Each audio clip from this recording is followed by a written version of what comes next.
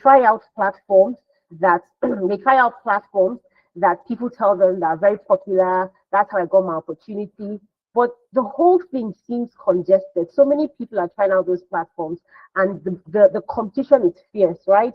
So, what are the hidden pathways? What are the strategies that people are using to get these UK visa sponsorship jobs? Whether you are currently in your home country or you are in the UK and just want to get that visa sponsorship opportunity so that you can legally work there, maybe after your studies, right? So that's what the conversation will revolve around. And just a little housekeeping rules. So I'm going to be sharing a lot of resources, this slide, the recording, and we have some resources that are also embedded in the slide.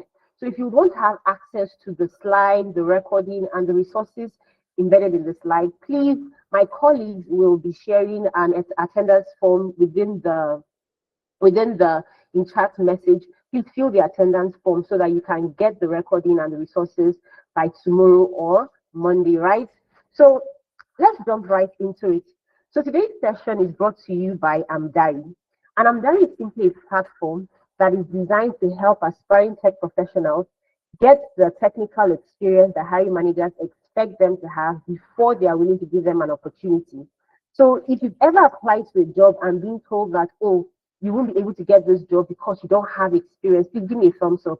If you've ever applied to a job and they tell you don't have experience, despite taking a course or doing something, you're told, you don't have experience, you can't give you the opportunity, right? So it's a very popular thing. It's a really popular thing. It's a big problem, especially to people who are trying to get themselves jobs abroad in the UK. And it's a problem that Amdari noticed and decided to fill up that gap.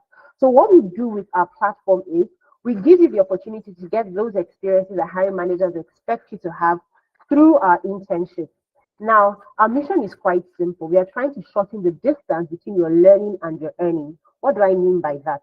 Now, many times you go and acquire a skill, and you could acquire that skill maybe it can be self-taught, a boot camp, maybe you went to a master's program, and you now start applying to opportunities. And when you're met with the, oh, unfortunately, we can't go with you, instinctively you feel like, oh, maybe it's because I'm not good enough, or maybe I do not have enough, I've not learned enough. And then you now go and enroll for another opportunity, take that expensive certification, go and enroll for another boot camp. And before you know it, you're stuck in a loop that keeps going on and on and on and on, and you don't know how to break free, right?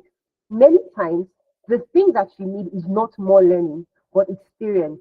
You learn on the job, and Amdari is here to help you achieve that. We are breaking that jinx, right? We are trying to change the way people acquire industry experience and build themselves up.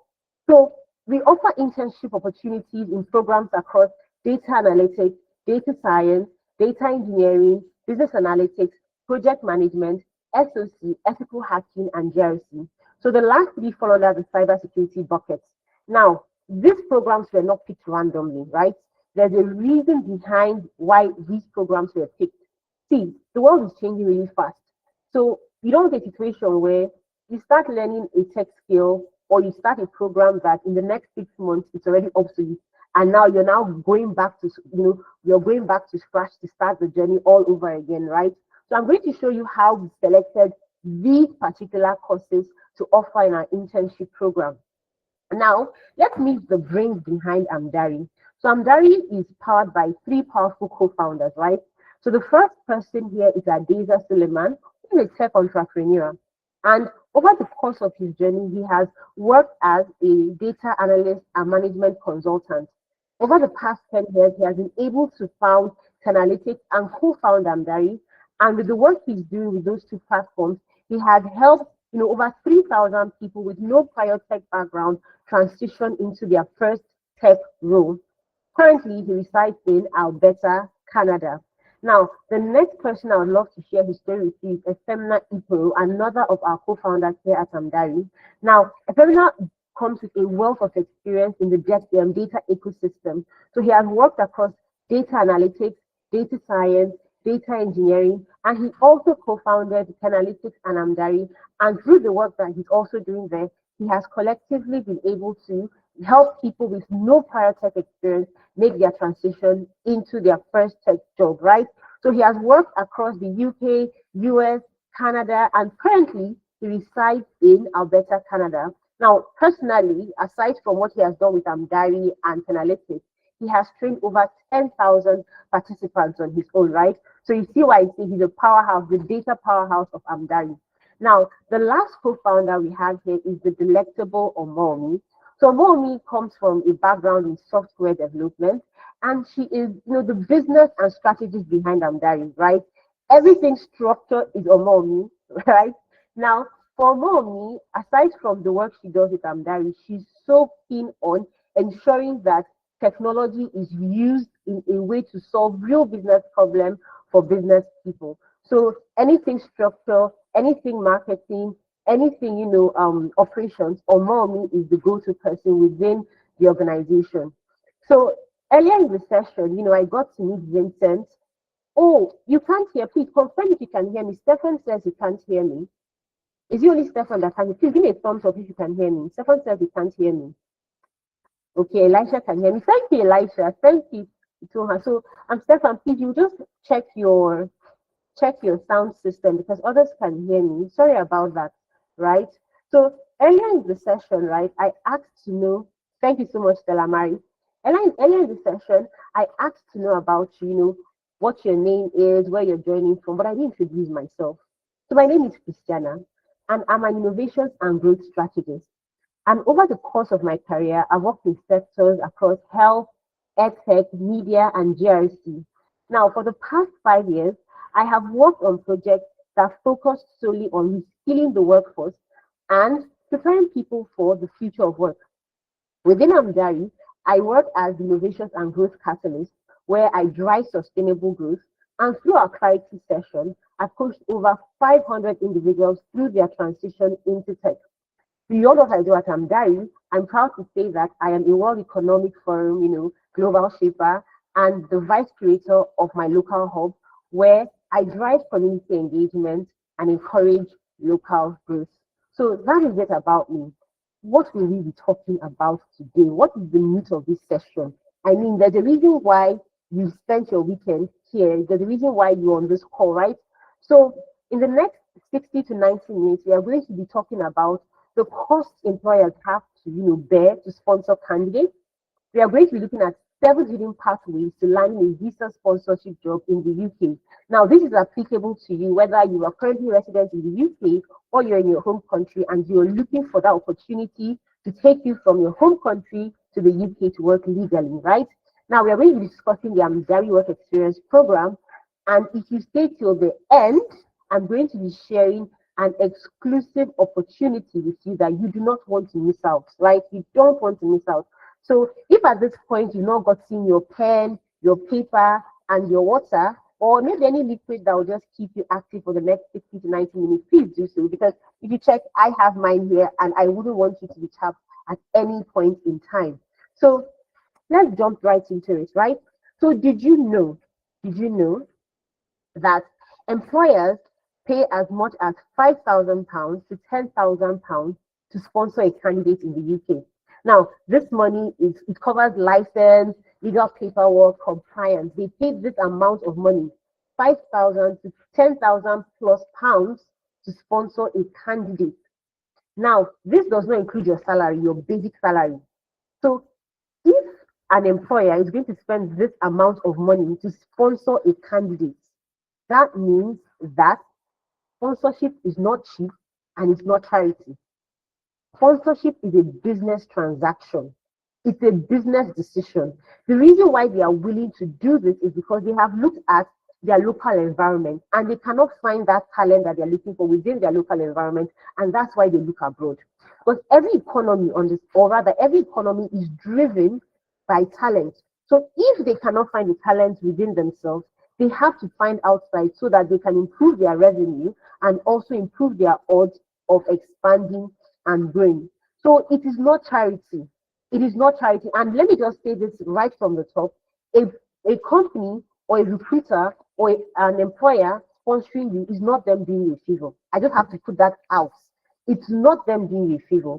It's a business transaction. It's a win-win situation. It's a symbiotic relationship.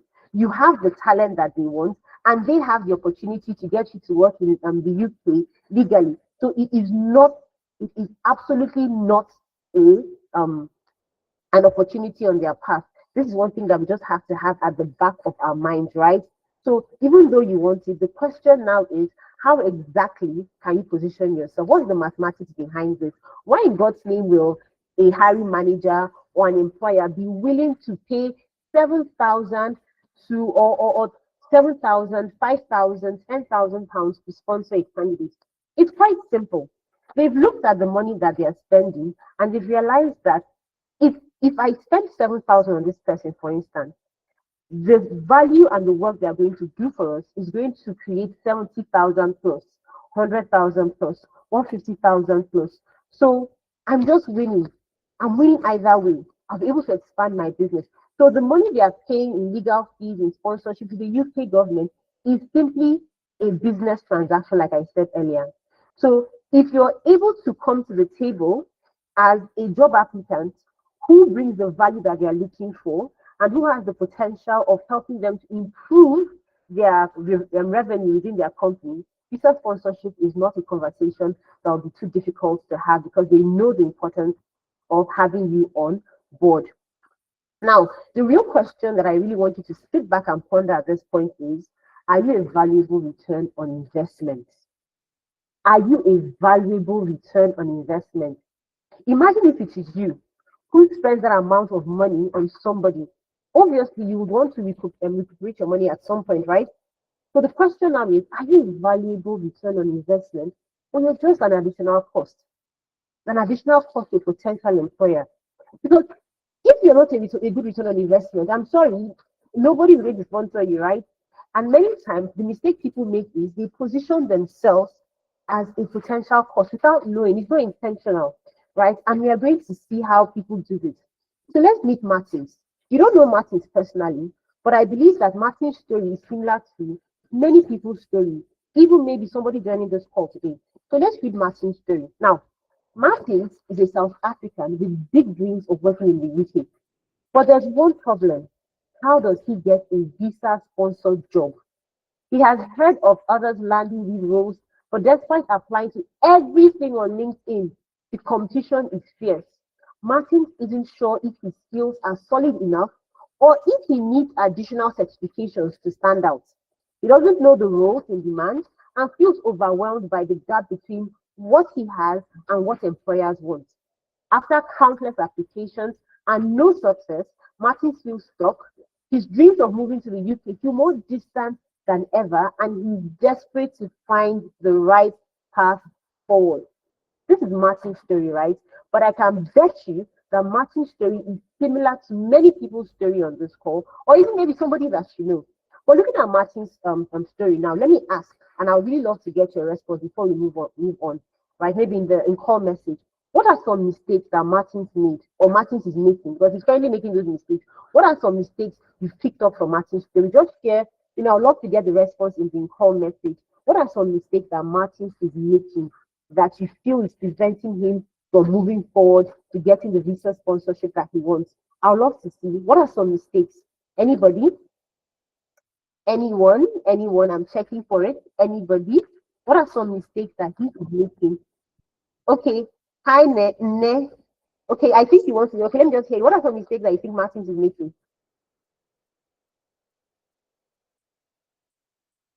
Hi, Ne. Okay, I don't think Ne can hear me. Okay. Okay. So since we can't speak, sorry about that. Let's just look at it, right? I'm muted. Oh, okay. Just answer in the call message rather. Just answer there. Sorry about that. We had to answer there.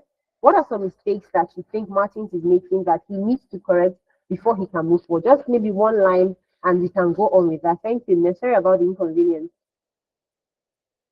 You have. Okay. Okay. Just answer in the call message. Sorry about that. Right. Okay, Martin doesn't know the demand roles. Perfect. I love the way you just put it in caps lock. It feels as if you're screaming. He doesn't know the in demand roles. Perfect. And I don't know, you didn't have access to my slide, but guess what? I also have it here. I also have it. The mistakes that Martins is making that you should avoid if you're making those mistakes is one, he's applying blindly. He's applying blindly with no strategy. So yes, we encourage people to apply to jobs. But what is your strategy to applying to these jobs? Are you just applying to anything that comes up anywhere on any platform? Right? That is one mistake Martin is making. He's going on LinkedIn, he's putting out applications, no strategy, no plan whatsoever. Right? Now, aside from that, he has no clear direction because he has no strategy. He's everywhere. So anywhere he hears, okay, you can apply to this opportunity, and this opportunity will get you a visa sponsored role. He's just applying there. So he doesn't really know the outcome he's optimizing for. And just like Ines said, he does not understand the market demand. He doesn't understand the market demand. See, like I've highlighted earlier, sponsorship is not cheap, it's not charity. The reason why companies are willing to sponsor candidates is because they have a need, they have a problem. So it is the market that determines what people sponsor, right? So if you do not understand the in-demand role, I'm sorry, you won't go far. It's not me trying to be harsh with my words, but it's just the honest truth, right? Imagine maybe you're in your house today and your child comes in and tells you, "Mommy, Daddy, I have found what is going to make me, famous in this life," right? Thank you so much, Martin. Oh, Martin is fun. Martin Onipade and Martin. Sorry about that, right? So imagine your child coming in to say, "Mommy, Daddy, see, I found what I want to use my life and do. I want to become a typewriter, a typist." Just imagine your child that you're spending a fortune on their school fees, coming to tell you that they want to become a typist in this day and age. It's not you raining on their parade, but I am sorry. With where the world is today, becoming a typist, you won't go far, right? This is not, a curse or anything. You won't go far because that's not what the market wants. That's not where value is driven, right? So it's so important that when you are picking a career path, you look at what the market wants. Now, for Martin, he has no clear skill development plan, and obviously is expected. If he has no strategy, he has no sense of direction, or he does not understand what the market expects of him, how exactly is he supposed to have a development plan in place, right? Because if he had a strategy, he had a sense of direction, he understood what the market wants, he'll now be able to sit down and say, okay, in the next 2 months, this is where I'm going to be. In the next 6 months, this is where I'm going to be. In the next 1 year, this is exactly where I'm going to be. So if he does not have that in place, where is he going to write? And this is one big mistake many people make. It's one big mistake many people make. So one thing we need to understand is that dreaming of getting a visa sponsored job is not a problem. It's a good dream. I mean, you want a better quality of life. You want a situation where you expand your horizon. So it's a beautiful thing to dream of getting a visa sponsored job. If other people can get it, why not you? But the problem now is dreaming without a strategy. This is where the problem lies. You need to know how to get there. So having a strategy in place does not mean that everything you have planned out is going to, work out like that. But it improves the odds of you getting what you want. It improves your chances by 10 times, by 20 times, by 100 times. It improves the odds of you getting what you want. So what exactly is your strategy, right? What exactly is your strategy? So let's talk about the hidden pathway. We've looked at Martin, we've looked at the mistakes he has made, right? So let's look at the hidden pathways that you can implement today to start improving your odds of getting that visa sponsorship. And trust me, from this session, it's not just about talk, talk, talk. These strategies, you can implement them. And 2026 is around the corner. If you start now, by this time in 2026, you'll be so proud of how far you have gone. You'll be so, so proud because trust me, these skills they're not high up there, but they are so overlooked that they're not congested, right? They're so overlooked that they are not congested. Now, what's the first one? This is like the basics. This is like the basics. You need to choose an in-demand career path. That is the beginning of the conversation. You need to choose an in-demand career path. But now, how do you know what career path is in demand? Now, thankfully, the World Economic Forum, through their Future of Job report, has put together a report. And they put out this report intermittently. The first time they ever put it was in 2015. Now, this report is created by world leaders, by industry experts, by the movers and shapers of the globe. And they look at where the job market is and they try to figure out, okay, based on where we are, what skills are going to be in demand in the coming future, and what skills are going to go into decline. Now, with this report now, I'm just going to show you what it looks like. The link to the report is there.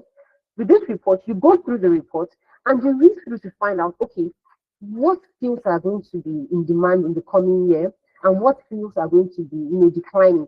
Now, the important thing is you want a career path that if you start learning today, it will be obsolete in the next, 1 year, or obsolete in the next 2 years, and then it now feels like you're running a rat race.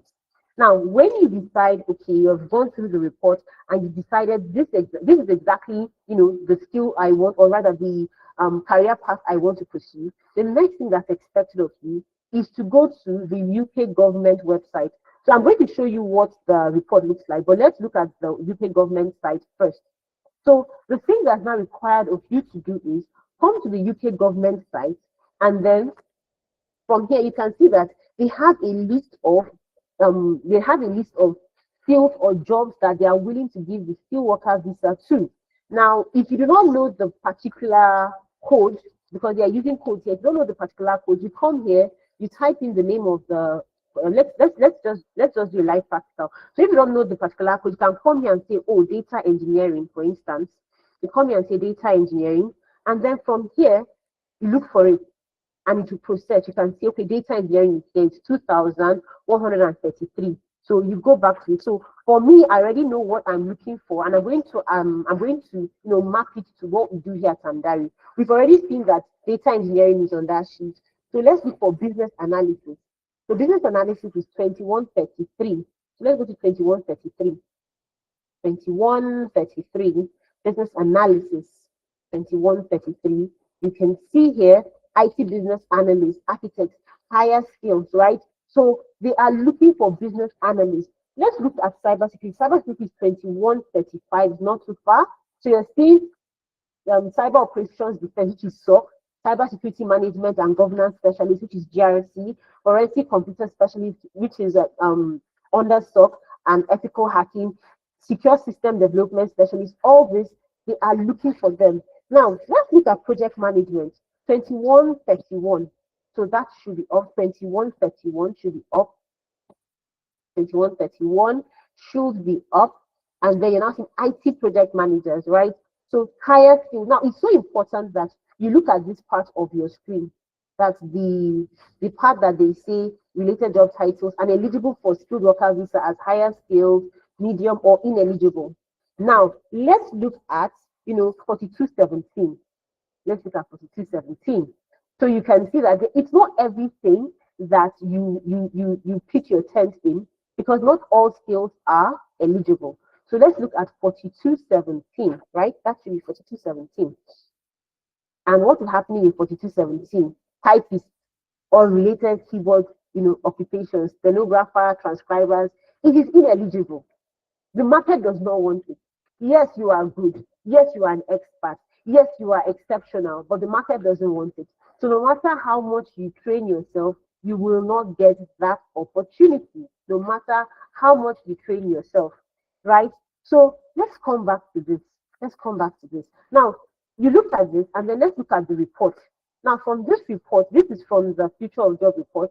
And just to re-emphasize, if you want to have access to the report, have access to the slide, please, my colleague is currently sharing the attendance form in the call message. Kindly fill the form so that you can have access to this, right?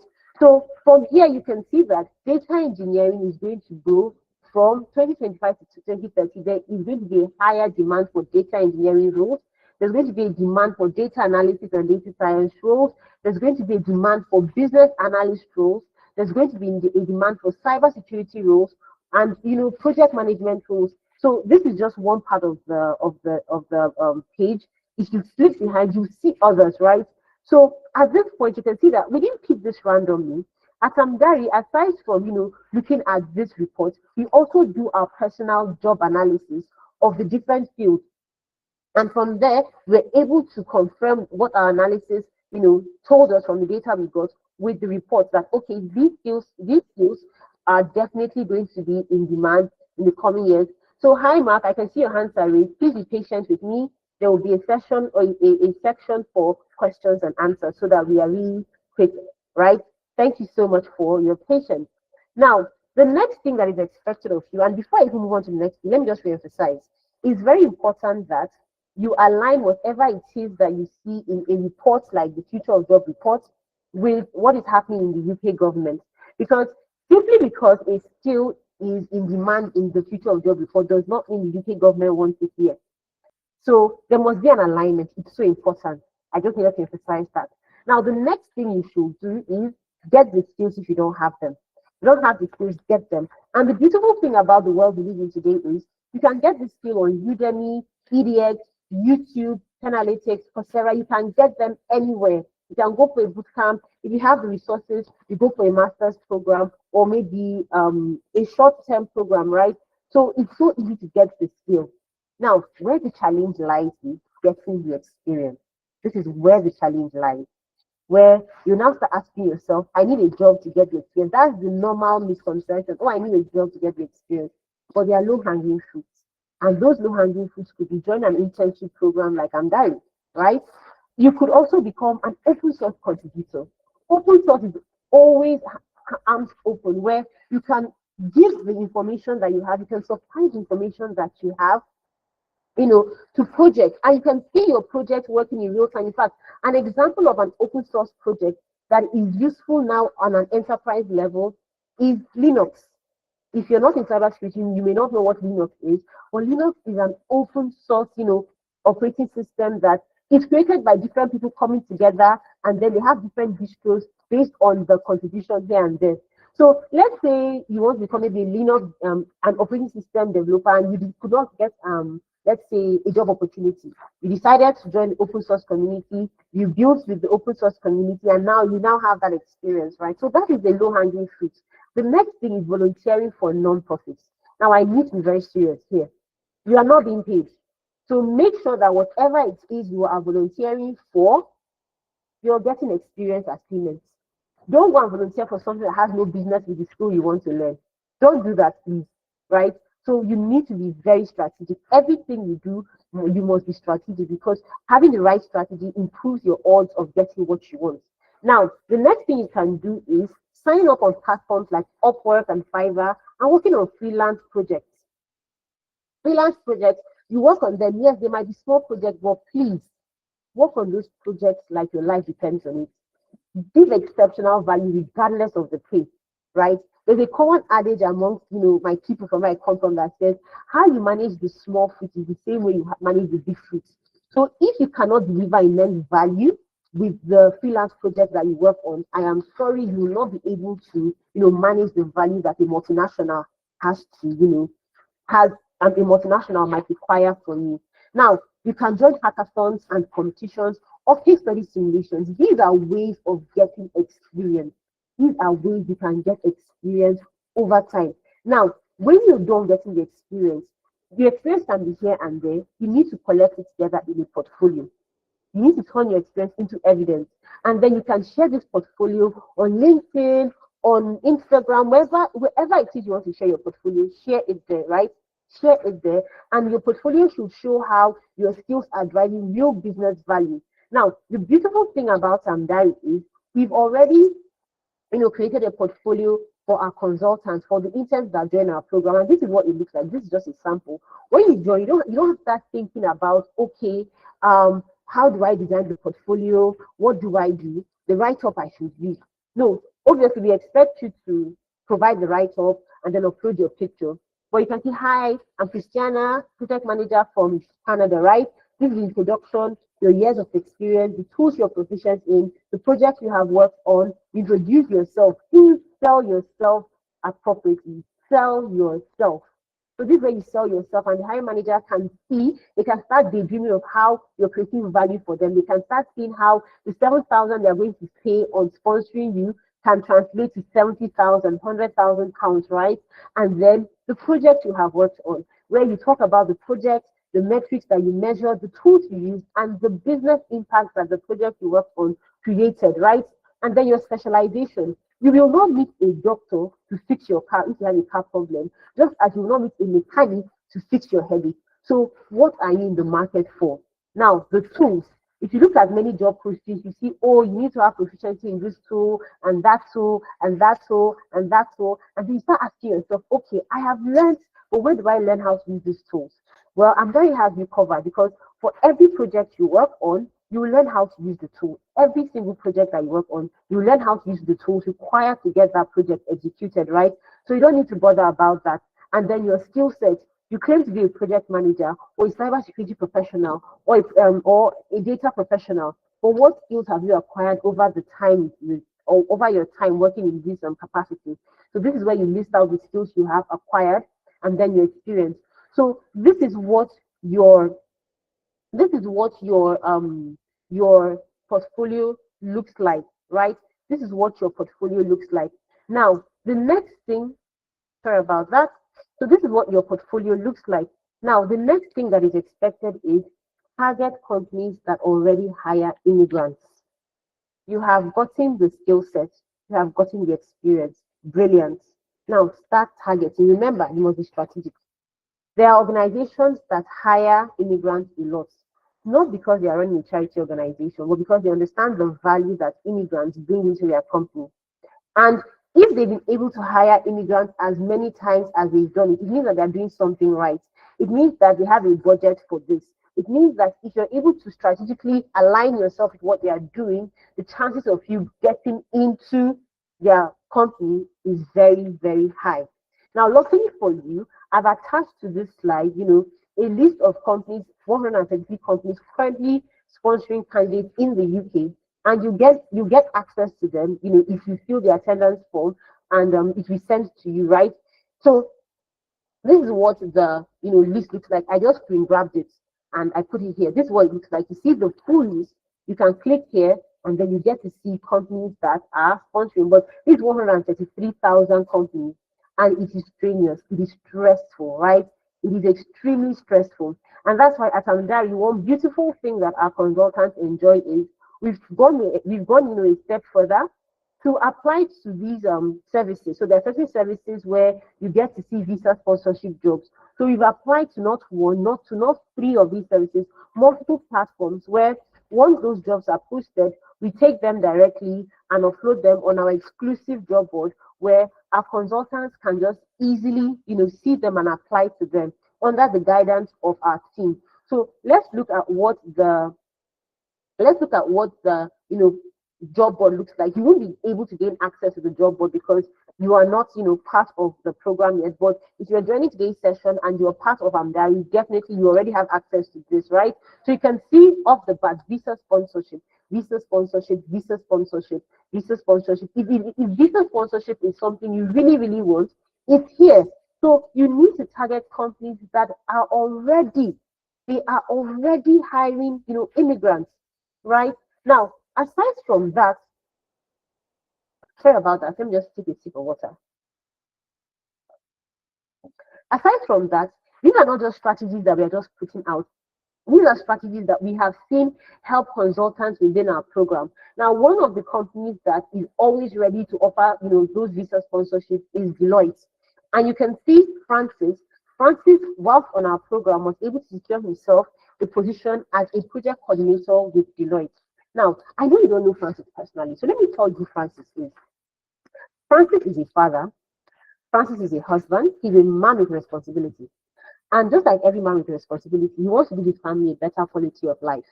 Now, unlike Martins, who had no strategy, Francis had a strategy. He had it all planned out. In the next 6 months, this is where I'm going to be with my family. In the next 1 year, this is where I'm going to be. In the next, 2 years, I should be settled. In the next 2 years, I should be settled. But things didn't, pan out as he expected. Things did not pan out as he expected because of how things change quickly in the UK system. He struggled to land the role. But here's the thing, he was the master of his fate. So he heard about Amdari, joined our work experience program, and through the program, he had access to an expert. So one thing I did not say earlier when I introduced the Amdari platform is you don't work alone. If you're coming in for any of our programs, you work closely with an expert in the field. So if you're coming in for project management, you work with a project management expert with years of experience. If you're coming in for cybersecurity, you work with a cybersecurity professional with years of experience. So for Francis, he worked with Brown. right? He worked with Brown, and you can see the conversation he's having with Brown. It's always so funny when I read this conversation because Francis is Ghanaian. So I do not know where he learned one name from. One name is my brother in Igbo, which is the Nigerian dialect. So he says, one name, I just got a call from Deloitte that the interview was successful. Starting on boarding in August, to God be the glory. Good morning, sir. I can see the conversation. Oh, good morning. This has made my week. Congratulations. Oh, now you do pass up and down, up, Mr. Brown, right? So aside from what we are doing, here at Amdari, that is getting to work on the internship and the hands-on project, the other services that we offer is a CV review, a LinkedIn optimization session, and an interview prep session. So the interview prep session was really the icing on the cake for both Brown and Francis because it was rigorous for Francis. They knew what was at stake. I mean, Francis knew what was at stake. Francis knew what he wanted. And after the whole, training and the whole preparation, it turned out. So that's really the idea behind the excitement, the idea behind the whole excitement with Francis. Now, one thing that people often do not do is look at contracts. You've already set your mind that, see, I want to get a visa sponsorship role, either that or nothing else. But what you don't realize is get yourself in the door first. Many times, organizations don't put all their cards on the table. You may not know that an organization actually has an open role for a full-time, role in the company and is willing to even sponsor. They don't put their cards out there because they know how people want this and they want the ideal candidate to come in for those opportunities. So take the contracts if you can get them, especially if you're in the UK. Take those contracts, take those freelance gigs. Let them see the value you bring to the table. Let them monitor your work ethic. Let them see if you're a good cultural fit, right? And then from there, you're able to get on their good side and then they start thinking about it. Like I said, many times companies that sponsor do not put their cards on it. They'll just be watching you. And if they see that this person is an ideal candidate, I promise you, they will move heaven and earth to bring you into their company. Now, let me share a personal story with you. So I did a diploma in cybersecurity, right? And this picture here was when I was, doing my diploma, and that's why I look like that. Now, after doing the diploma, the expectation was I have spent 1 year of my life in this diploma. I want a full-time role. I need to start getting return on investment, the money, the time spent, and everything, right? But the first opportunity that I got was a contract role to work with a company that my friend, heard about and referred me to. So when the founder reached out to me to say, hi, Christina, please let me know when you're free to speak. I have a project I'm working on and we need your expertise. This was a 3-month contract. Naturally, I would have said, oh, no, I want a full-time role, so I'm not going for this. But not me. I took on that opportunity because it's what I could get at the time. And 1 month and 2 months into that contract role, I was able to secure a full-time role. Apparently, the company actually wanted a full-time staff, but because of maybe past experience, they were just trying to test the water with me. So imagine if I had turned that away because what I wanted a full-time role. Likewise, if the opportunity you can see is a contract role, take that opportunity and create value. Create so much value that they can see that this is an ideal candidate. See, let me tell you this for free. Hiring people is not fun. I've had the opportunity of sitting down on a hiring committee and trying to look out for talent. It is not fun at all. You meet different people. You're trying to figure out if the person sitting in front of you is telling you the truth or if they are just cooking up stories because they want to come into the organization. It is exhausting. It's psychologically draining, right? So if I can see from the get-go that, oh, the person in my pipeline, the person in my system, that contract staff is the ideal person I should work with, trust me, I will leap at that opportunity. And it's not just me. Many hiring managers are the same way. Now, if you are not in the UK and maybe a contract role is not an option for you, embrace hybrid or remote roles. Embrace them. Yes, I know the reason why you're looking for a visa sponsored role is because you want to locate your family from your home country to the UK, but embrace remote roles.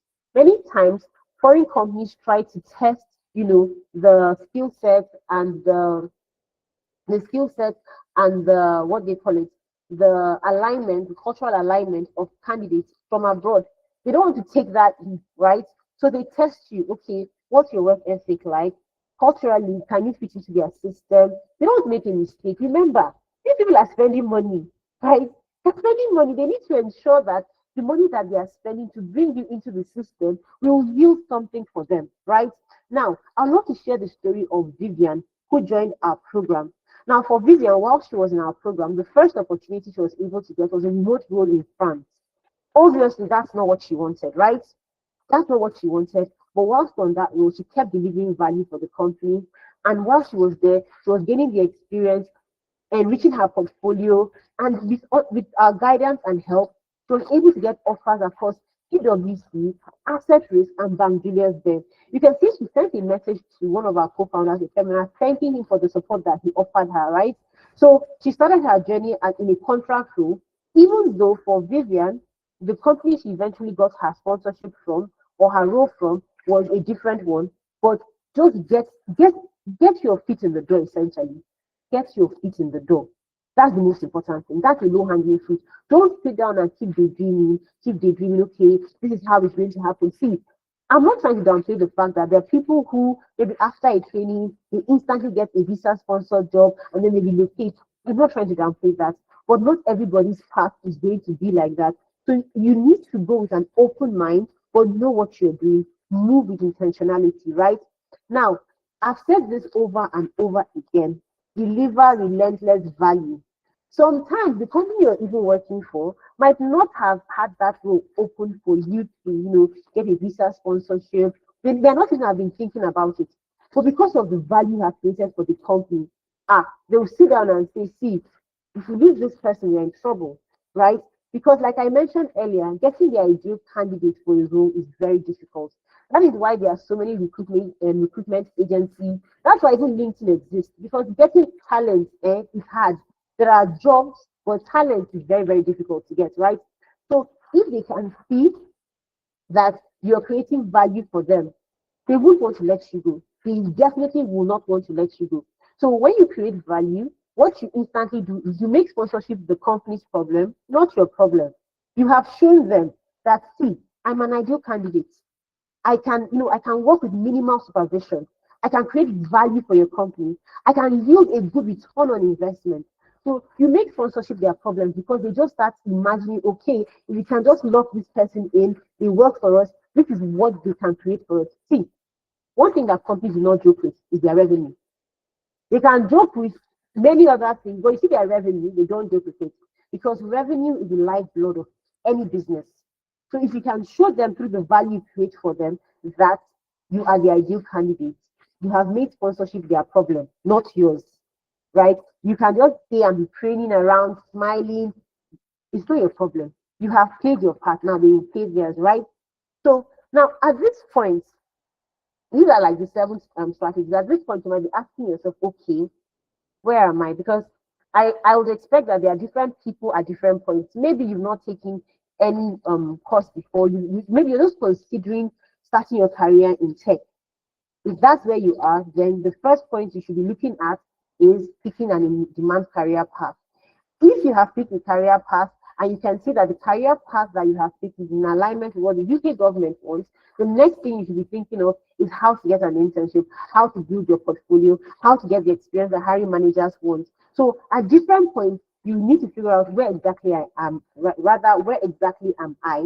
And one thing that we have done for you at Samdari is we've put together an assessment to help you see where exactly you are and the next point you should be considering, right? So this assessment is completely free. Once you get access to this slide, just click on it. So when you click on it, you see what the assessment looks like. You take the assessment, you get your results. And the beautiful thing about this is, even after taking the assessment, if you still want to speak to any of our career coaches about, okay, the next step, and just gain clarity on what to do next, you still have that access of all for free. All for free, right? Now, we've looked at, the 7 pathways, hidden pathways to getting visa sponsorship jobs. Now, it might not look so technical, but trust me, it's overlooked. And that's why it's hidden. It's just there looking at people, but people are not taking advantage of it, right? So now that we've seen those pathways, what exactly do recruiters fund? What exactly do they fund? We've established that hiring people and sponsoring them is expensive. So what exactly do they fund? Quite simple. They fund skill and experience. They expect you to get the skill set. If it's a boot camp, fine. If self-learning, fine. If it's a master's, fine. But have the experience. And so you have the skill set and then get the experience. Because they want to be sure that you can create value for their company from day one with minimal supervision. They want to be sure that there is good return on investment. And there's an equation that we use at Hamdari, which is skills plus experience, you know, skills plus experience equals competence, right? Skills plus experience equals competence. So if you can show that you are competent enough with your skills and your experience, employers will fund you. Like I said, they are not doing you a favor, neither are you doing them a favor. It's a symbiotic relationship. It's a win-win situation, right?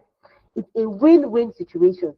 So at the end of the day, you have to get the skill and you have to get the experience.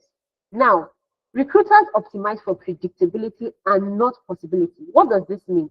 Yes, you have talent. Yes, you have potential. That's fine. But they need to be able to predict that you can yield return on investment. Like I keep saying over and over in this conversation, they can see that, I'm going to spend 10,000 or 5,000 pounds on this person. They should be able to predict the returns you give them, right? So they need to see that you can do the job from day one with minimal supervision. They need to see that you fit into the company.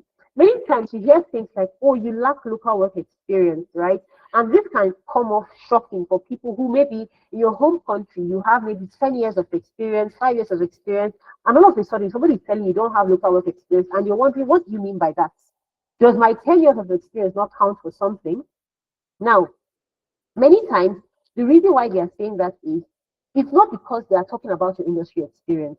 If anything, they're talking about your cultural experience. Remember, you're an immigrant. That's one thing you need to understand. You're an immigrant. And the way things are done in your home country is entirely different from the way things are done in their country. Let me give an instance.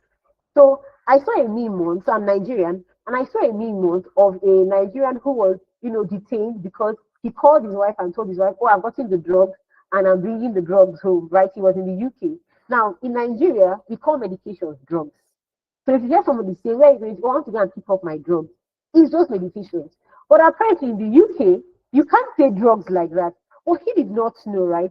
He went to say, oh, drugs. And the next thing, he saw the police pull up and he found himself in detention. And it was only after they had searched him and, they kept him overnight trying to find the drugs that they now realized that, oh, it was just, a communication thing. Likewise, in companies, they want to be sure that you are a good cultural fit, because any mistake can mean legal issues, legal battles. Any mistake can cost them money, and they don't want to lose money, right? Like I said, they are protecting their revenue at all costs, right? So you can see that aside from that, can they hire you cleanly? You're risk-free and they can hire you cleanly. That's really, it boils down to, are you a good cultural fit? Now, let's share a story with, we see about Jerry. Now, for Jerry, before he joined Hamdari, he actually got opportunities. He got, what they call it, interviewing opportunities. But one problem with Jerry was he could not give, relatable experience that hiring managers could really pick up on. So because of that, he missed out on a lot of opportunities. And I'd love to share Jerry's story with you. In fact, let him share it by himself. This is what Jerry has to say about his struggles before he joined Hamdari. So thank you very much for that question, Omawumi. So well, for me personally, and to be honest, so the biggest challenge that I would say that I had at that time was relatable experience. Like, of course, I know that a lot of people don't have experience, but mine is just experience that interviewers can relate to. That's what I never had at that time and all of that. Yeah, so because back forward to Hamdari, so of course I did a couple of some analysis, but not really, but not industry related analysis. They were in the academia. And I could remember that a couple of interviews that I attended, and then one of the interviewers told me that he has never seen anybody as passionate as I was when it comes to data, because I spoke at length. But all the project I was given, they could not relate to it. Like they were lost, because these were analysis that I did when it comes to environmental data. This is someone coming from environmental studies, and all the project I was giving them, the environmental data, so they couldn't relate to it. So for me, so even when it comes to applying, so one thing I realized that I didn't have at that time was experience that recruiters could relate to, industry experience. And that was actually the biggest challenge. Yeah. So that was his biggest challenge before he joined Amdari. Now I want you to look at the message he sent with his coach when he finally landed himself a role. He said, "Hi Emeka, just wanted to officially let you know that I've officially landed a data analyst role within the civil service and it's a level promotion too. I was asked to prepare a presentation on any data analytics project. I edited and submitted our first project. It saved me a lot of time and gave me confidence. Also spoke about the SQL project when they asked about data acquisition. Thanks so much for your mentorship, Emeka." So you can see Jerry's story. He was missing out because hiring managers could not relate to his experience. He was not predictable enough. But with the project that he worked, the first project he worked on when he joined Amdari, he was able to relate with the hiring manager. Now, let's briefly take a look at that project that he worked on, the first project that Jerry worked on. Now, it's an order fulfillment project, right? So this is for a logistics company. And if if you've ever worked in a logistics company or if you know anything about a logistics company, one of their selling points is the speed at which they transport goods from one point to the other. Now, for streamline logistics, they were having a problem. They were not able to transport goods as quickly as they should transport them, and this led to a backlog. And the backlog was, if it was so difficult to resolve because they had a visibility problem. They could not see where the problem was, and customers were frustrated. If you have ever used a logistics company that did not deliver your things when you needed it, you would know how frustrating it is. In fact, I've had this issue countless times, and I know how pained I was. In fact, I gave 1 week buffer to the last incident I had with one logistics company, 1 week buffer to give them the chance to bring my things on time, and they still caused me to miss out on something, right? So it's frustrating. And guess what? When you frustrate customers like that, there's escalating costs. People will sue you. You will pay damages, right? So these were the issues that this company was grappling with. And they needed to improve customer satisfaction, improve operational efficiency, use data to open up, make things transparent for them to see what they should do, and most importantly, improve their brand reputation. Because if clients keep saying nasty things about you on social media, it's a problem. It's a huge problem. Nobody will want to do business with you because they just see you as this company that does not value their clients or that does not value, the goods they carry, right? So this is the project that they worked on, or rather that Jerry worked on, the project that he was able to make reference to during his interview that eventually landed him the role that he got. So this is Jerry's story. Now, look at Sandra. For Sandra, what really helped her to land the role was the CV that she got. Again, you have to show predictability. So instead of speaking for Sandra, I would love you to hear what Sandra has to say about her experience with Amdari. So here's Sandra. I think there was a time there was a CV revamp thing that we had to work on and also submit our CVs, work on our LinkedIn. And the CV revamp that's the CV I used for this application. It was very, even myself, when I look at this CV, I'm like, you try. So honestly, I would recommend. So you see, the CV helps her land the role. So basically, hiring managers want to see, you're predictable. They want to see that, okay, this candidate is the ideal person that I should be dealing with. And one of the ways they can see that, aside from your experience, aside from working for them, is your CV and your LinkedIn. These two things are your digital assets. They introduce you in the room when you are not there. So the question I want to ask is, are they introducing you in a manner that you want them to introduce you, or are they saying something entirely different? Right? Now, why do hiring managers fund visa sponsorship? Quite simple. They need to fill up, the workforce. They've looked around and they've discovered that the people around them cannot fill up their talent pool. So they have to bring people from abroad. Globalization, they need to compete. In fact, the competitive advantage to have a diverse team. So that's why they bring people on board and they are very happy to sponsor visas. But if you want to expand to different countries, right, if you have a diverse team, it's easy for you to pick somebody within your organization that is from that country to expand the division you want to expand, as opposed to trying to acclimatize yourself with an entirely new environment. Now, aside from that, hiring skilled workers means that they will yield more return on investment as an organization. The revenue is there, and there's that operational efficiency and competitive advantage. So they hiring managers fund visa sponsorship for long-term growth. That is the simplest way to put it, for long-term growth. But here's the thing: you won't be considered for sponsorship if you do not know, or if you don't know how to speak their language or even know what they want, right? So, like I said earlier, hiring managers want to be able to predict that you can create value for them. And how do they do this? Like I also mentioned earlier, through your CV, right? Through your CV, through your interview. Now, like I said, your CV does the work for you to get into the room, but an interview, I always say this, is an interview is always a sales pitch. You are the product and you're also the salesperson. So are you able to sell yourself in such a way that the hiring manager listening to you is buying what you're selling? Or they are frightened, right? Are they frightened? So how do you sell yourself? How do you speak a language that they understand? One thing that I want to take away from this session, if you take away anything, is this: many times the hiring managers you meet are not as technically sound as you are. What that means is they need to explain things in a language they can understand. Don't just talk about your technical skills. Align your technical skills with what you do for the business or what you have done for the business or your past experience. So don't just say, oh, I cleaned up the data. Say, oh, I was able to clean up the data that we used and it gave us, that visibility to understand where the backlog was. That's something they can understand. They can easily relate and see how your presence on the team can create value for them. But when you go there and you're just speaking from an aspect of you're just speaking technical jargons, or you go there, I don't use the word beggarly, but you go there, beggarly cap in hand, seeing sponsorship or seeing even getting a job as a charity case, you miss out. You miss out because first impression matters.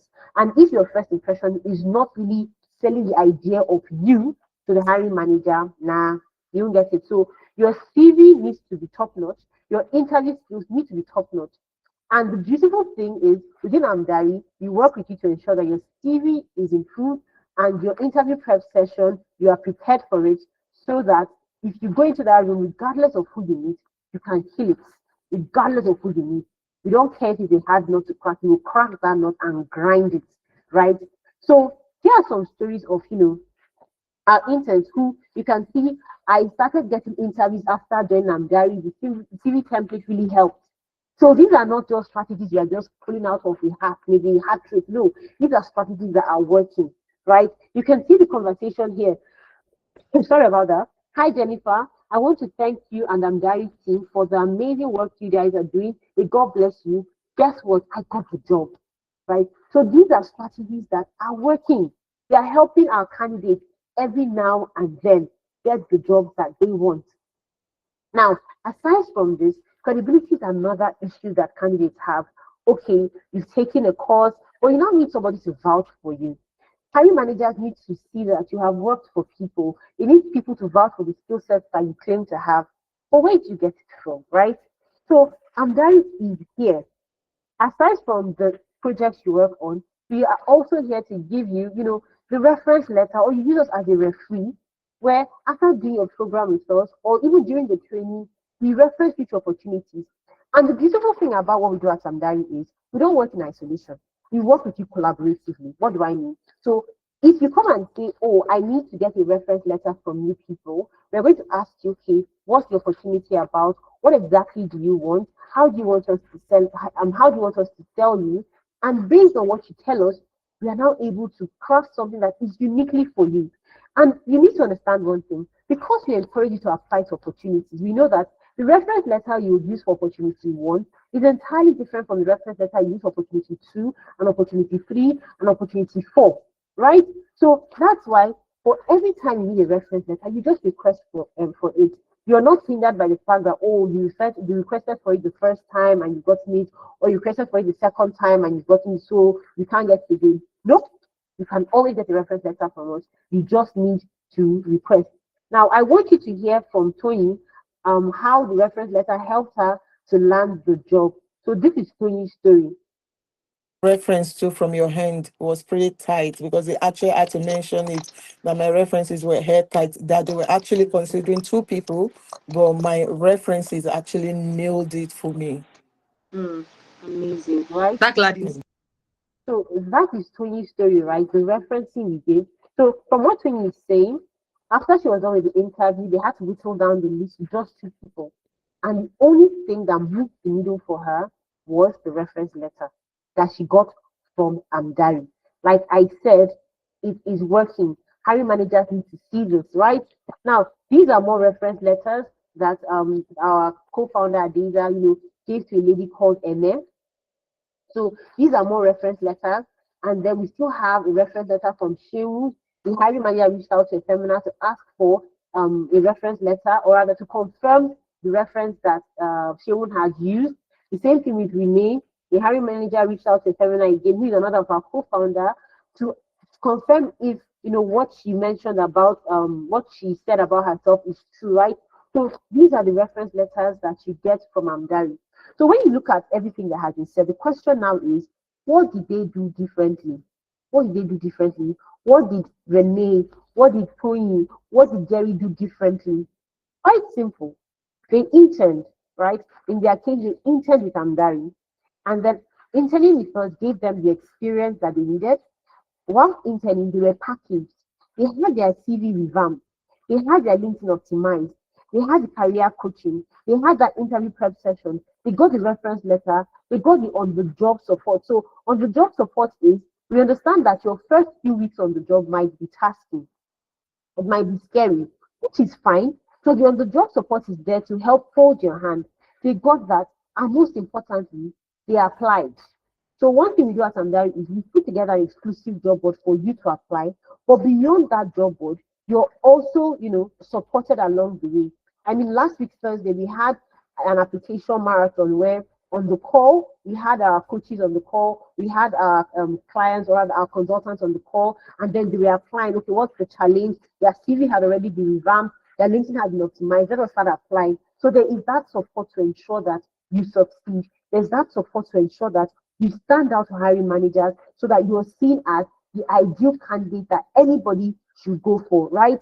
So that is, what they get at Amdari. Now, what's the structure of the program like? Now, because we understand that some of the people who join our program are busy professionals, some people are juggling two jobs, some people are in school, some people already have a busy life. They don't need anybody to make it busier for them, right?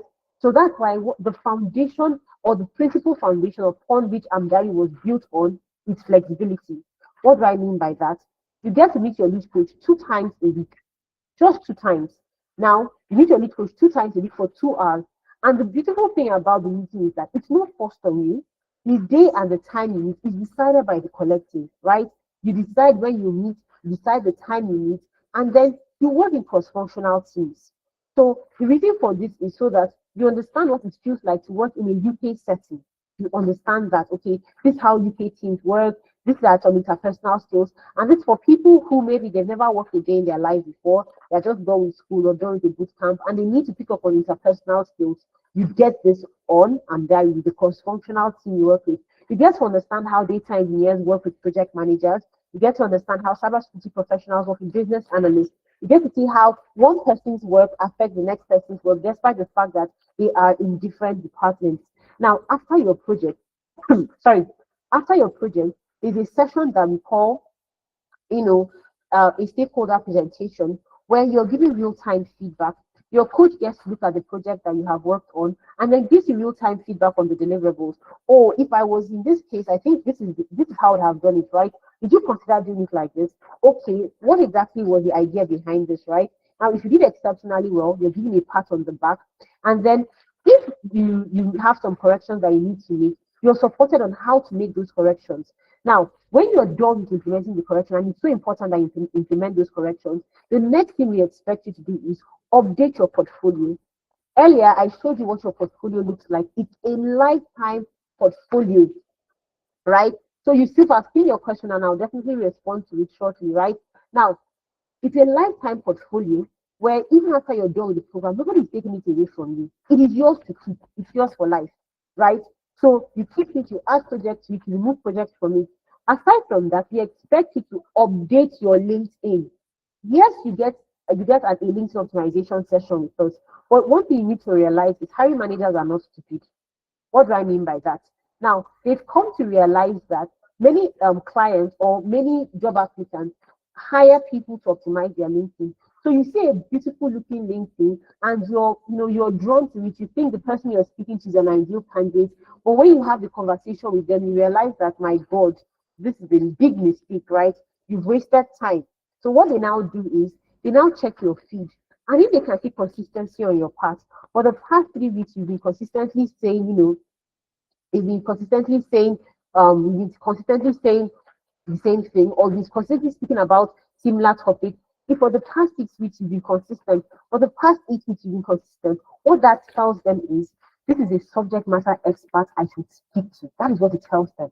I should speak to this person. They may not know you, but they are making assumptions. But they have that belief that, okay, this is a candidate that can bring value to the table, right? I said that hiring people is not easy. If you've ever been in a hiring, committee, hey, this might be a stretch, but trust me, you'll be traumatized by the people you see. I don't want to get practical with some of the stories that I have, but I have stories for the ages about some of the candidates I have had the misfortune of interviewing. And trust me, hiring managers do not want to experience that, right? So basically, the almighty job formula that I'm very exposes you to is you get the technical skills and then you get the soft skills. The soft skills, like I mentioned, the CV review, the LinkedIn optimization, the mentorship session, the interview prep session. I didn't even mention much about the mentorship session. So for the mentorship session, we understand that yes, experience is an important thing, and there are certain things that you cannot learn except experience is teaching you, or rather, experience teaches you. And that's why we invite industry experts to come and speak to you on real world problems, on their experience. You get to learn from their wealth of experience. I mean, we bring HRs to come and speak to you. The last conversation that was had during the mentorship session was how to negotiate your salary, right? How to negotiate your salary. We've also had a session on how to deal with imposter syndrome. We've had a session on how to, stand out in an interview session. So you're learning about, the wealth of experience required, the wealth of experience from them, and not just the wealth of experience. You're also learning some mistakes they made that you should avoid, some of the myths associated with the role. There are certain things that you think this is how it's supposed to be, and when you get there, you realize that nah, it's not that way, right? So instead of being shocked, you bring these experts to come and speak to you so that you're made aware of some of these things. Now, our next cohort is starting on the 6th of November. If everything I've said here seems like, okay, I really want to be a part of what you're doing at Amdari, well, good for you. Our next cohort starts on the 6th of December, rather, the 6th of December, and you're in luck because for the next 24 hours, we are going to be running a Black Friday discount. So the discount was supposed to end today. I called started today, November 8th. The call started today, but we decided, what? Since we are still in the season of onboarding, the people that join our session can be able to secure their spots. We slashed down the prices across board by 40%. What this means is that instead of paying the usual £500 that that our applicants pay, or rather that other consultants pay to join the program, you get to pay £299, and this is available to the first 15 people on the call. So if you'd love to join, what we do here at Amdari, you can just fill the form, and I'll drop the link, the payment link, so that you can see. I also walk you through how to do it. Now, we also understand that yes, not everybody might be able to make that outright investment of $299. Maybe this is the first time you're hearing it. But here's the beautiful thing. We've created an installment plan where you can secure your spot today with as little as £99. Now, how do you secure your spots? How do you secure your spots? Let's go there. Let's get practical, right? Let's get practical about how you can secure your spots. So you click on the link. I'll share the link shortly. You click on the link, and then when you click on the link, you're brought to this dashboard. And then from here, you select the program that you're interested in. If it's data analytics, if it's data science, if it's data engineering, business analysis, agile project management, cybersecurity, you name it, you decide, which program you want to enroll for. Now, when you're done picking the program, that you want to enroll for, you click on it. Now, I clicked on data analytics, and that's why you're seeing this. And from here, you can choose the currency you want to pay in, depending on where you are in the world. And from there, you can choose if you want to pay your one-time installment plan, or you want to pay two-time installment plan, which means that you can secure your spot with as little as £49, or you want to pay the 3-month installment plan. Now, our program cuts across or lasts for 4 months. It's a 4-month internship program, right? So you can spread your payment across 3 months and just sit back and enjoy your internship. Now, after securing your internship, the next thing that is expected of you is you come back to this page and you fill the registration form. Now, once you're done with your payment, you should automatically be redirected to the registration form. But peradventure you are not redirected, it's still fine.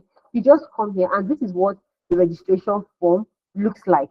So from here, when you click on it, so this was for November rather, but it's still fine. There's still a slot that you can secure for December with the going rates. That's the discount of $2.99. So your first name, your last name, your registration email, where exactly are you, your current status, your phone number, and please include your country code. It's so important that you include your country code. It's so important that you include your country code. Now, you move over to the next section. Trust me, it's not difficult. And mind you, it's so important that you fill this registration form. Now, okay, this keeps going back. It's so important that you fill the registration form. Now, what internship program are you interested in? You pick the internship program that you're interested in. There's a screenshot we expect of you. So when you've made your payment, you need to screenshot maybe the email you got or the payment receipt that you got, and you upload it. You upload that payment as proof that, okay, I have made payment, and then share the name of the account that made the payment. Now, it does not matter if the account that made the payment is not yours. If the account that made payment on your behalf, please share the name. It's so important so we can align it. There's a section where you've already put in your name, your first name, your last name. So that counts for your name. So it does not matter if the account name does not align with your first name and last name. All we just need this name to do for us is to associate the payment with the person who made the payment. And then you read our terms and conditions. How did you find out about Amdari? You click on it. And then what are you paying for? The program lasts for 4 months. And then from here, other registration details. So are you enrolling for November? Are you enrolling for December? And the beautiful thing is you can also secure your spot this evening for January. So, right? So you can secure for either December or January. Now, what influenced your decision to subscribe to and to Read by Amdari? What influenced your decision? You can write it here. And then what session? So by the virtue of the fact that you're on today's Saturday session, this is what you click and then you submit. So it's as easy as ABC. So let me share the payment link in the call message, and you can click on it to secure your spot. I'm going to be taking questions shortly. Like I said, I'm going to be taking questions shortly, and I've seen that people have been dropping questions in the call message, which is fine. I will definitely respond to them shortly. So let me just share a little bit of Betty's story with you. So you can see Betty joined our program. Here she's an information technology project manager, and she joined in January. By May, she has secured herself a spot as an IT business and project manager. This is Betty's story. It's not rocket science. The things I've shared here are the testimonials of the people who have joined our program. We also have, what's her name? We also have Martha, who joined. She worked on a real project, had access to a tech mentor, learned to speak the workplace language, got visibility on LinkedIn, and knew what hiring managers really wanted from her. You can hear more. You can hear more about Martha's experience at Amdari by clicking on, this link. I don't want to, spend much time on this so that we can round up as quickly as possible. So, what are some tools that our consultants have used in the course of the program? So, here are some tools that you will gain access to on the program.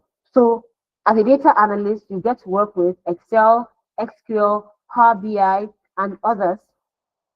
Now, the job titles that you qualify for, as a virtue of the fact that you joined the Amdari Work Experience program, include data analyst, product analyst, supply chain analyst. I know that a gentleman asked about supply chain analyst. So you see, these are if you come in for the data analytics program, you have the supply chain analyst, logistics analyst, operations analyst, procurement analyst, business intelligence analyst, marketing analyst, sales analyst, customer analyst, right? So what experience do you need?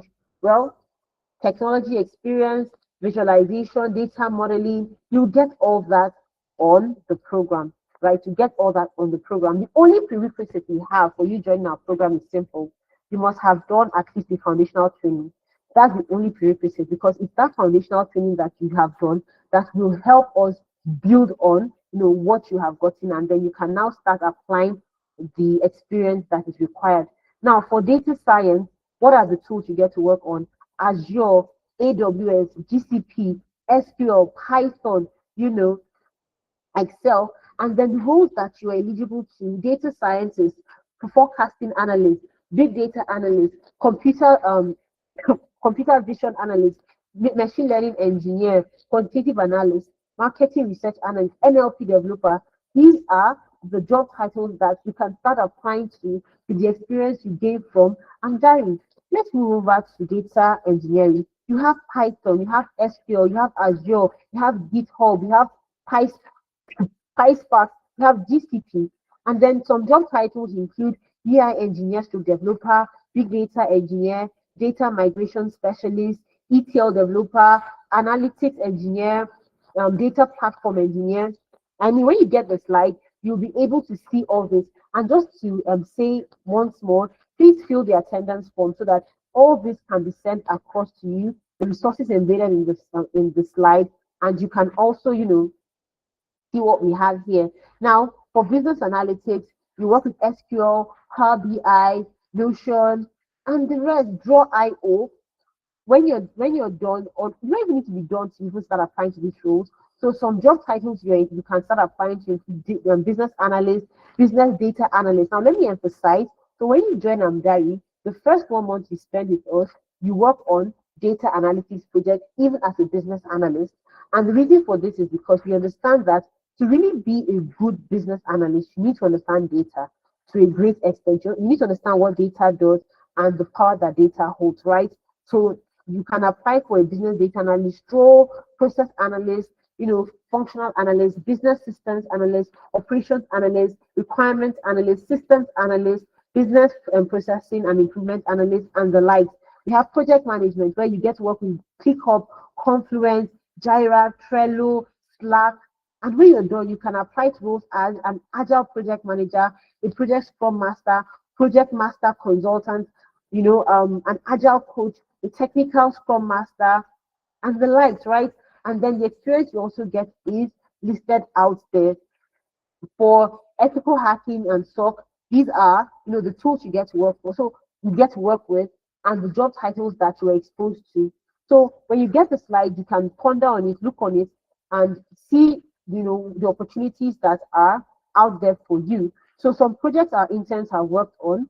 So these are, you can click on it. Like I said, when you get the slide, you can click on it, and you see some of the projects that our interns have worked on, whether it's data analytics, data science, data engineering, business analytics, project management, SOC, ethical hacking, GRC. So you get to see the project that we have worked on and the quality of those projects. So thank you so much for your patience and your time.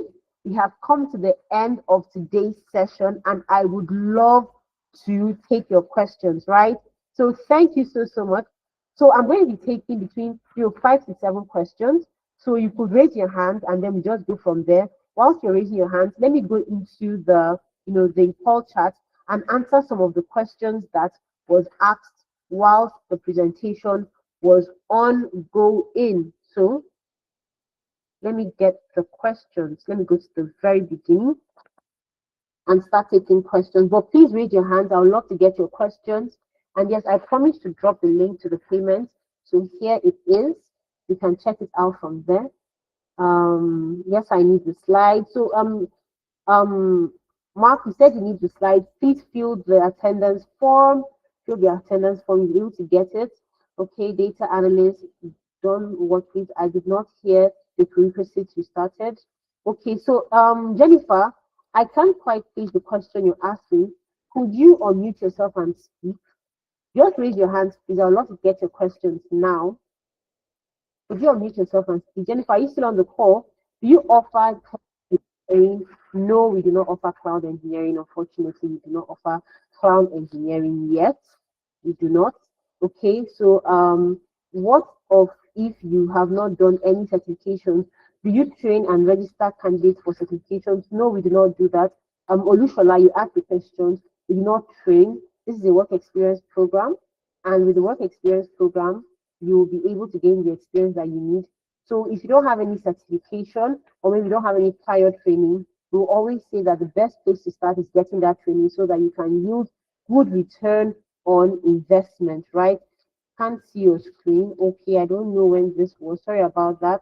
So Abike Adeniji, I see your questions now. Please, can you unmute yourself? Can you speak now? Hi, Hi. good evening. Good evening. Just to have like a broad, thank you so much for for your presentation on this evening. It just really gave me like a broad understanding of what you do. And just to expand on my question, so I took a boot camp just recently, and it pushed me to take my Prince 2, that's in project management, and I'm taking my practitioner very soon. So the problem I have is I did the boot camp, but because of the type of people I worked with in the boot camp, they were not really taking it seriously. So it didn't really give me the chance to have that experience, to be like engrossed, to be interested in, because if people are not interested in, if they're not interested in you leading them in terms of project management, you won't really have that push. So I have the certification, I know what project management entails, but I'm getting interviews, but I'm not able to talk about my projects the way, because I didn't really have that deep experience. So it will sound like I'm lying because I'm not confident in what I'm saying. So the question is, what would you recommend in that aspect, so that I would know if I'm, because I paid like money for the previous one and it didn't really, so just to ask for your recommendation on what would be the best next step. Okay, thank you so much, Abike. So you basically answered your question. And what I mean by you basically answered your question, you said you're getting the interviews, but in the interviews, you sound like you're lying. And because you sound like you're lying, you're not able to, land the roles that you want. Now, even the hiring manager can tell that this person feels uneasy because the way you speak about something that you have done, something that you have lived, is entirely different from, what you've done with the textbook. And we quite understand that, yes, like what you said, you were not able to get real value in your past boot camp. Now, from that, you're working, in projects, or rather on projects, and you're getting the experience. And the beautiful thing about Amdari is your success is not determined by the next person, right? Amdari is here for you however you want it to be. So if there's anybody that's going to draw you back, guess what? They are drawing themselves, not you. Your success is not tied to one person or anyone. So the next step for you is getting the experience so that you can speak confidently. I don't know if you were on the call when I shared Jerry's story, where he too was also getting, he was also getting calls, he was also getting interviews. But the problem he had was he did not have relatable experience the hiring managers could identify. And because of that, he kept being passed off. He did not have projects he could make reference to. The hiring managers could see that, oh, this is the value that you can create for our organization, and then you're a good return on investment. So it's not that you don't know what you're doing, it's just that there's a difference between theory and practical, and you need to bridge that gap. So naturally, I'll say that you should get an internship experience with us. So did that answer your question, Abike? Yes, you did. Thank you. Thank you so much. Do you have any other question for me? Hello, Abike. Oh, no, thank you. I'm trying to think of one, but nothing is coming to my head. But thank you. If I do have and you're still here, I will definitely ask. Oh, that even reminds me. So if, let's say, after the session you have other questions that you would want to get answered, you can book a clarity call with us. The links to the clarity call will be shared in the in-call message now. So you can book a clarity call with us, and even if you could not speak now, You can book the session for Monday through to Friday. You meet either myself or Omomi, who is one of our co-founders, and we will be happy to answer your questions and walk you through any confusion that you might have. I hope that's fine, Abike. Yes, that's perfect. Thank you. Brilliant. But from the conversation we had this evening, are you considering enrolling to any of our programs? Yes, actually, I am. The project management one because I just need the real life experience to be able to talk about because I understand, but not being able to talk about live projects that you've worked on because you're talking about theory, you're not talking about how you, like you said, how you're bringing value to the company, how you brought value before, and how you'd be able to utilize those skills to use for the company. So that's what I genuinely want. So I am considering doing that, That's enrolling to one of it. That's beautiful. You can join our clarity session and we would happily answer your questions if you have any follow-up questions. I've also dropped the link to the enrollment form so you can enroll this evening and take advantage of the discount that we are currently running. So can I move on to another person? Don't mind. Okay. Iolua, yes, I would love to take your questions. Please, you can raise up our hands and ask our questions.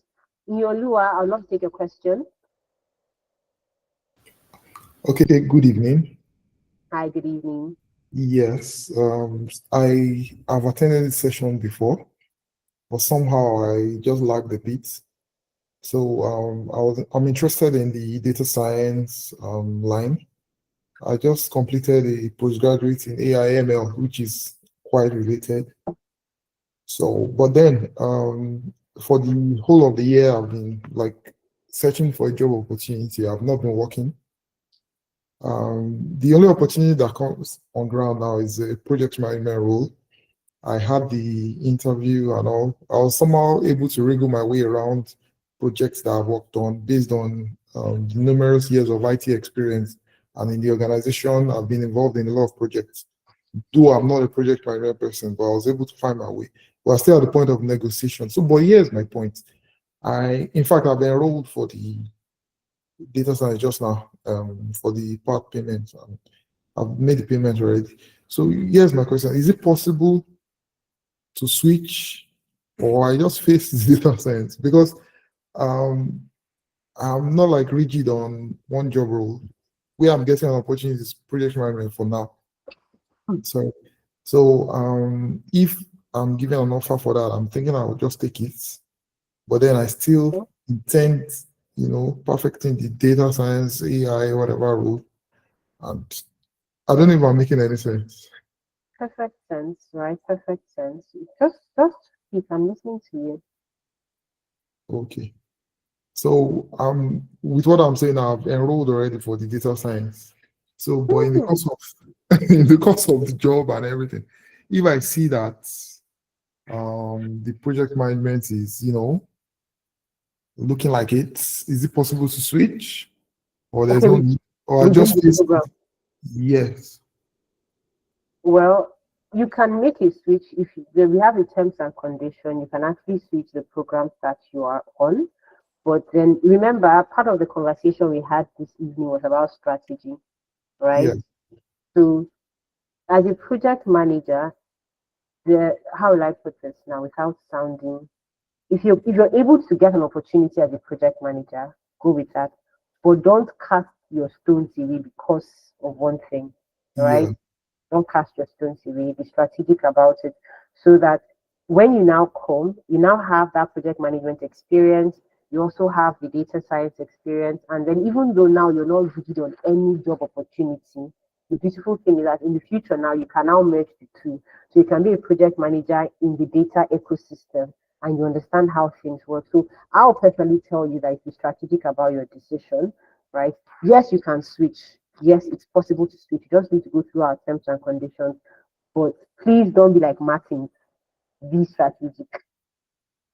Did I answer that question? Okay. Thank you.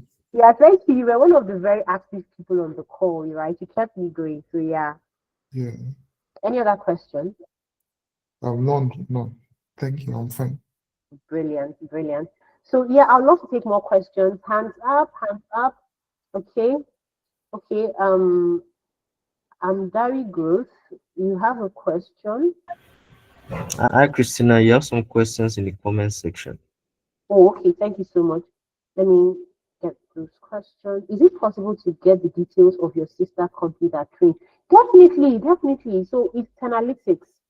It's Tenalytics. You could fill the it's Tenalytics. You could check them out. Let me just type it there. You could check them out. Tenalytics. If you check them out, you can reach out to them on Instagram or LinkedIn, and they'll definitely respond to you. That is the question came from Melinda, and then who else? My background is in. Okay, Adenike, go on, go on. Oh, sorry. Me? You raised your hands. Oh yeah. So I was saying I have a year on my visa left, and the program is for how long again? So I wanted to ask the projects that you would be that we would be the interns will be doing. How long does that last for? And then the support, is that going to be in between while you're doing while the interns are working on the project, or it's going to be after the project is finished? Okay, so the program lasts for 4 months, and the support is integrated from the beginning to the end. That's the support you get working on the projects. Your lead coach administers the project to you, and then you work together on the project. So projects typically last for 2 to 3 weeks. So for those 2 to 3 weeks, you meet with them, you get the support. You're encouraged to apply to opportunities after you're done with your first project, right? Start applying. So you might not get the opportunity immediately, but just keep applying so that the law of averages starts playing out for you. And then as you apply to those roles, you still get the support for every interview. Every interview you have, get that prep session. So you're not waiting till the end of the program to get everything I spoke about. It's integrated. It happens simultaneously. So did that answer your question? Yes, you did. Thank you very much. Thank you. So, hi Jennifer, could you unmute yourself and let's talk a little bit? I can see your background is in biomedical engineering. What will be the best program for me? That's context dependent. So let me hear from you. Okay, then Yusuf says, do you offer internship in supply chain and logistics? So we do not offer in supply chain and logistics. We offer a program in data analytics. But then with the projects you work on in data analytics, you can start applying to opportunities in supply chain and logistics. That is to Yusuf. You asked that question, Yusuf Olawale. Please confirm you got that with a thumbs up. That's Yusuf. Hi, Onya, I can see your hands, but let me just confirm Yusuf got that. Okay. Okay, so yeah, Oyi, let me hear from you, and let me hear from you, Oyi. Okay, I'm actually new to the whole thing right now. I studied digital marketing, and I've not been able to get job as regards the course the digital marketing. So and the person I want to ask now is in all the internships I saw you have you listed, which of them is kind of close to digital marketing? Because digital marketing is kind of broad, like where they have the search engine optimization, like you have the content, social media part. So in this whole thing, which of them is close to digital marketing? Because I don't think I see myself going into digital marketing as a whole. I'm thinking of like into something else. So Okay. one is be close to it. But I don't need to struggle too much to like. Okay, thank you for your question. So to just answer, are you done with your question before I respond to you? Yes, I'm done. Okay, to answer off the bat, yeah, the closest course to digital marketing is data analytics, and I'm going to give you my reason, right? I'm not just going to that. I'm going to always give reasons. So for digital marketing, the lifeblood of digital marketing is data, and you make a good digital marketer when you understand data. So even though the opportunities you're getting now, you're not able to get opportunities in digital marketing. Remember, that past work experience can still count for something. So upskilling to data analysis means that you can start applying to opportunities as a marketing analyst. you can start applying to opportunities as a business data analyst, and you're able to create value for the organization because now you understand digital marketing. You understand the different levels of digital marketing and all that, and then you now understand data. So the closest to digital marketing is data analytics. Please confirm you got that.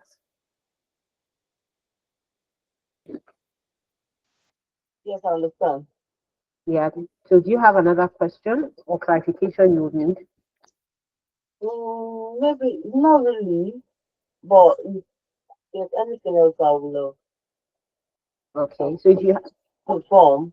So I didn't like. I don't think I picked any of the. I needed to know the one that is close to digital marketing. okay, you're enrolling now. You just wanted to know which is closest. Yes, please. And my visa is just left 1 year. Okay. Okay. Okay. Yeah. So if you have any follow-up questions, right? I know you said you're enrolling now. So if you have any follow-up questions, please feel free to book a clarity call with us. Right? Okay. Yes, feel free to book a clarity. The link is being shared in the inform message. We will be happy to speak to you and to answer any questions that you might have even after tonight's session. Is that okay? All right. I'll do that. Thank you. Thank you. So yeah. Yusuf, can you confirm that you heard my response to you? Because I know you asked this question earlier. I responded, but I don't think you heard that I responded to it. And you asked again, are you still on the call?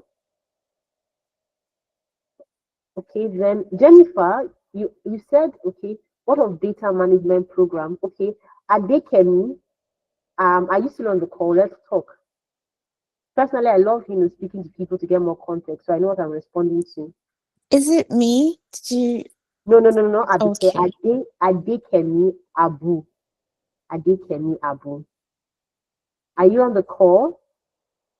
Okay, and even Jennifer Nafe Kofi. Are you on the call? Hi, Oni, you can actually go ahead.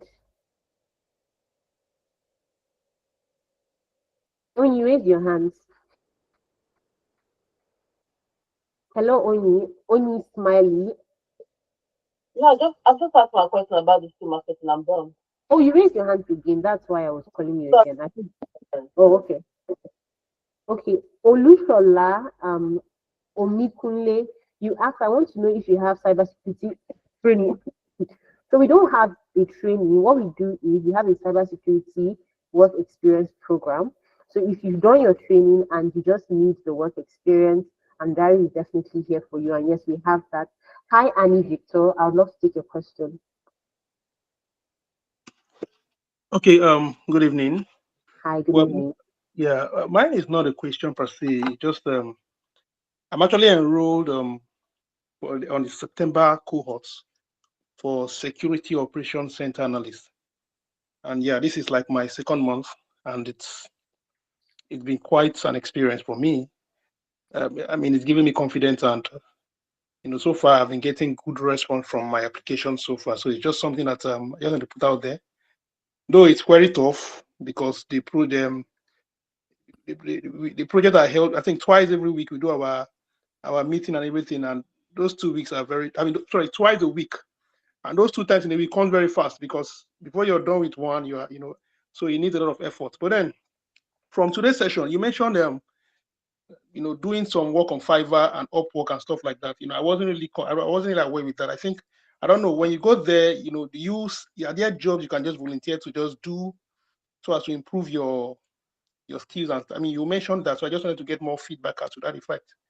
On Upwork or Fiverr? Yeah, I don't know. Yes, I mean, Oh, no. Upwork and Fiverr are like freelance platforms. So you get to work on projects, right? They're like low hanging fruit. Now, if you want to volunteer, the easiest place that you can get volunteering experience is with charity. Now you're in SOC, right? You're currently in the UK, if I'm correct. Yes, I am. Yes. Beautiful. So even non-governmental organizations are expected to comply to GDPR. And even though you're in SOC, right, GDPR still applies to you. So you can use your experience as a SOC analyst to assist them on their projects, right? To assist them in the organization, yes. And they will take you with open arms. They won't pay you, obviously, they won't pay you, but at least you're having that experience to see, you know, the impact you have for them, right? So if that's what you want to do, you can look at, you know, an NGO around. Is that fine? Yeah, that's great. That's great. Thank you so much. Thank you. So, hi, Mavis. I'm so sorry, right? I kept going off to look for the conversations that, you know, people had earlier. So he said for someone who is still running a project. Victor, do you have any other questions before I move over to the next person? No, no, no. Sorry, it was. I just had to. I don't have any questions. Thank you. Okay. Yeah. So, Mavis, confirm you're still on this call. Just give me a thumbs up. At least it helps me to know that you're there. So, Yusuf, I can see that you responded. Thank you. So, for someone who is still running a project management master's course, what do you think will be the best route for me to head on? So the expectation is by the time you're done with your program, you want to get a job, isn't it? So remember, I keep talking about strategy. So do you want to wait till you're done with your program before you are able to get the opportunity you want to start applying to roles, and then you're now at the mercy of hiring managers, or you prefer to get the experience before you're done so that the 2 to 3 years of experience they expect of you, or at least the equivalent to an experience that they expect of you, you already have it and you can quickly make reference to it, you know, whilst in the interview. So great. So the truth is that I would advise that you start the internship, even though you're on the master's program. And the reason for this is so that if your master's is maybe for 1 year or maybe 2 years, but I think it's usually around 1 year, by the time you're rounding up, in fact, you don't even need to wait till you round up. Start applying. Start applying, and then when you get to that point, let them know, okay, see, I'm doing my master's. Some companies, you'll be surprised that the application might end up taking how will I put it? Might take a while. So by the time they're ready for you, you're already done with your master's program. So it's a win-win for you. So I would say the strategic route is don't wait till you're done. Start, you know, positioning yourself for success from today. So please confirm you got that. I can see that you're speaking in the chat. So I'll just where can I get the internship link? Okay, the internship link, let me just share it again. I've shared it in the call message. So you can click on it and enroll, right? You can click on it and enroll. If you have any follow-up questions, you can also, you know, book a clarity call with us and we'll be happy to assist you. Also, make sure you fill the attendance. If you can't fill the attendance, please just indicate so that we look for a way around it for you. Because the attendance is how you get the sheet. The attendance is also how we can also send you, you know, the clarity link to your email. So it's easy for you to follow up. And then, okay, Olawale, you asked a more detailed question. I'm a postgraduate student in the UK here studying supply chain and logistics. I've got some certifications in data analytics prior to this time. My background experience is in banking, but I am transitioning to supply chain. What career internship would you advise me delving into through my field? Data analytics. Data analytics. And thankfully, you already have, you know, prior certifications in data analytics. So you should go for data analytics, right? You should go for data analytics. It's in alignment with what you're already doing. And even your past experience in banking, right? You should go for data analytics. So confirm you got. So Andai does not train for data analytics, only internship. That question came from Coyote. Yes. We only do internship, right? You're only getting the experience from us. We are trying to bridge the gap between, you know, skill you can learn anywhere.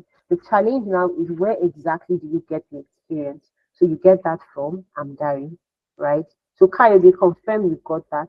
And Yusuf, will you be enrolling to any of our programs, to the data analytics program? If yes, I have shared the payment payment platform with you so that you can just, you know, secure your spot today. So Kaya, they confirm you got my response to the question about whether it's only internship you do. Okay. Got your response clearly. Thank you. Let me make sure I do not miss out on anyone. It's so easy to miss out on this. So for someone running, okay, Marvis, you've also responded. So hi, Jennifer, are you still on this call? You know, you asked the question, my background. Are you still on the call? Hi, Jennifer. Hello.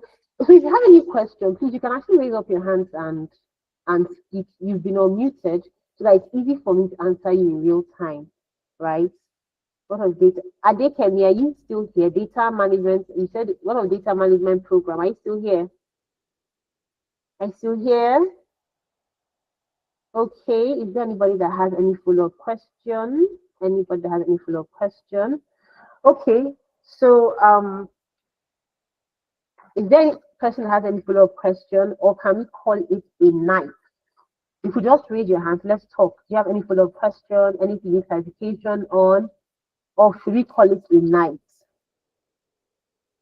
Okay, let me check the call message to make sure I don't miss out on any question. Okay, thank you so much. Thank you for your time. What's the cost implication? Hi, Team T. When you say what's the cost implication, so currently we are running a discount for £299. That is for our Black Friday, our early Black Friday. So you can secure your spot with as little as £99 this evening, and then spread your payment across 3 months, right? But after the Black Friday sales, our price goes back to normal, which is £500. So confirm you got that, Team T. You just confirm you got that with a thumbs up, or respond and say that again. Okay, so I said that to join our program this evening, we are running a Black Friday sales of £299. So you can secure your spot this evening with as little as £99.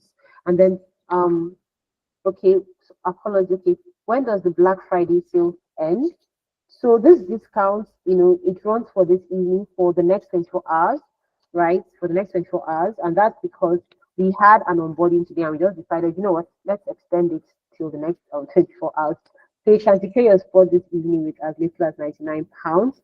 But then if you still have maybe follow-up questions, okay, this is Melinda. If you still have maybe follow-up questions, okay, if you still have follow-up questions, you can book a clarity session. So I can see Bishi Ganyat, you have made your first payment. That is brilliant. That is wonderful news. We cannot wait to have you. And I personally cannot wait to share your success story, right? Brilliant. Okay, been going in and out. Oh, can I call tomorrow? Okay, no, you can't call tomorrow, but you can book a clarity session with us on Monday. So, Olumide, please, could you share the link to the clarity booking so that you can book a session with us? Whether Monday, I need a one-on-one call. Just book the clarity session first, right? So that we can have you in our, what they call it, we can have you in our database and then connect from there. So just book the clarity session with us, right? The link has been shared to booking the clarity session. Please, King P, confirm you've seen the link, book the clarity session, and the conversation can go on from there. Brilliant. So any other question before we call it a day? Let me confirm. When does the Black Friday? I've answered that, Melinda. Please confirm you got that. A thumbs up will really be helpful. Okay, thank you. Hello. Somebody is speaking. Yeah, I'm listening. Sorry, just want to just want to find out something. I have the certification already, and then because I don't know if having double certification or something like in business analyst, but it's been a while, so I'm looking at maybe just like a fresher. I don't know how I can put it. Just to refreshing on that, and then maybe package up the LinkedIn, and then the CV and so on. Is this going to take the same process and the same amount? Yes. What's the take on that? Yes, please. Let me just show you something whilst you were speaking. So you said you got a certification in project management, right? At data analytics. Yeah. Or is it project management? Not with you, but with another company. I know which platform, what course is it, project management or data analytics? I missed that. It's just business management, project management. There's a reason why I asked that. So at Amdari, we have people who join our program who, like you, it's been a while they did the program. Maybe life came in the way, work or something, and they are a bit rustic, right? And that's why we've put together, the Amdari Learn platform, where you can see we have programs in data science, data analytics, data engineering, SOC, business analysis, project management. So you can look for a crash course here, and then with that crash course, you come up to speed, right? And then for every crash course you take, you get a certification. So I mean, it's quite all right. Everything is going for the 299. There's no added cost. The CV revamp, the LinkedIn optimization, there is no hidden cost anywhere, right? There's no boogeyman coming out to say, yo, before you get this, you need to pay this. Everything is under the 299. You have the crash course. And the beautiful thing is you also have an expert in the field working closely with you. If there's anything you do not understand, resources are made available to bring you up to speed. The only thing we require of you is please have the foundational knowledge so that if we need to assist you, it's easy for us to bring you up to speed. It's easy for you to also, get value for your money, because let's be honest, money is not plucked on trees. So we want you to get as much value from the program as we are giving. So confirm you got that. Okay. And then how long is it? I mean, could you remind me how long the course and the crash course? What's the difference? How long does either of them take? So the crash course takes as little as 3 hours, 2 hours. These are crash courses, right? So for the program, it's a 4 month program. You meet your coach 2 times a week, and you're meeting your coach 2 times a week. You still have maybe other days in the week you don't meet them. You can take a crash course. It's just that maybe you're coming back from work, you can just plug in your earpiece, go through your phone. It's the UI, it's mobile friendly. You can also use your desktop. So everything can go together. You don't need to maybe wait till you're done before you take anyone, right? So confirm you got that. Okay. Yeah. Okay. So I want to believe you'll be joining you'll be joining our cohorts. Well, still need to think about it, because if the crash course and the normal course cost the same things, better you do the normal course, don't you think so? The normal cost. So if I get you correctly, do you want to do the internship or you're looking for like a fresh training? Um, that's what I'm asking. Which one you think will suit me? That's it. That's the first question I was asking. Which one do you think you suggest would suit or would be the best for me, just to refreshing whatever I must have learned in a while. So it's up to you to say and suggest to me. And Okay, then I missed it. Well, as simple as short, you should start the internship. You've already done something in the past. Even though it's been a while, you've already done something in the past. Start the internship. That's why, from the question you asked, that's why I was even showing you the crash courses we have. So if you join the internship and you notice that, you've come across a concept that, you've forgotten, there's a crash course on the platform that you can just quickly run through to bring you up to speed. So don't get stuck in that learning loop. Don't, please. What you learn is with you. It's just that maybe because it's been a while since you practice it has gone into the residual part of your brain. But once you're exposed to it, it comes up again. So yeah, confirm you got that. so yeah, I had that. Brilliant, brilliant. So if you would want to still speak with us any further, you can book the clarity session. You can book the clarity session with us. How much is the clarity session? So it's free. You book a clarity session with us. It's free, right? Where we can talk more about it. It runs from Monday to Friday, right? How do you prove that? With the Calendly link, the link is being shared. They kindly share the link in the call message, so you will see it shortly. Just book the clarity link. We have it on, Mondays to Fridays. Pick a time that's convenient for you, and we can speak. And yeah, if you shared now, confirm you've seen it. You can do a clarity session with us. Yeah, that's fine, right? Yeah, I hope so. Yeah, but are you considering joining any of our programs? Well, I have to sit with that, No, it's Oh fine. yeah. It's fine. No, I have that. Yeah. Let's go on, please. Okay.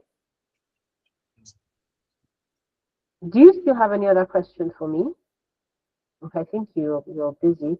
Hi, Obaru. How are you doing? I'm fine. Good evening.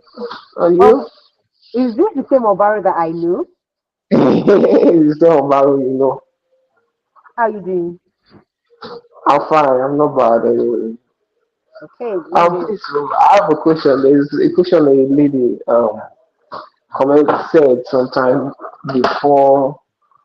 She made a comment of can't really remember because I'm kind of busy when she was saying it, but that your progress in the in your training does not tie to someone else's progress. I want you to clarify that aspect because I'm at work, but I'm still listening to you what you're saying. So I want you to really clarify that aspect. And secondly, when someone is doing a project, 2 weeks into his like you executed 2 projects, can someone start applying for job immediately? Because when you finish this 3 months, it comes like haywire, now you're done, and you need to keep your hand on deck, sir. You need to keep your hand going, because this thing, the moment you leave this thing, sometimes it leaves you.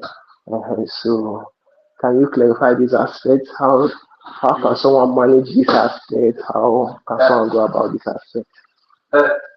Okay, so to answer the first question, what I meant by, you know, a person's progress will not affect your progress is the way Amdari is designed is, yes, you work with a team, but simply because somebody is not pulling their weight does not mean they'll keep you at a standstill, right?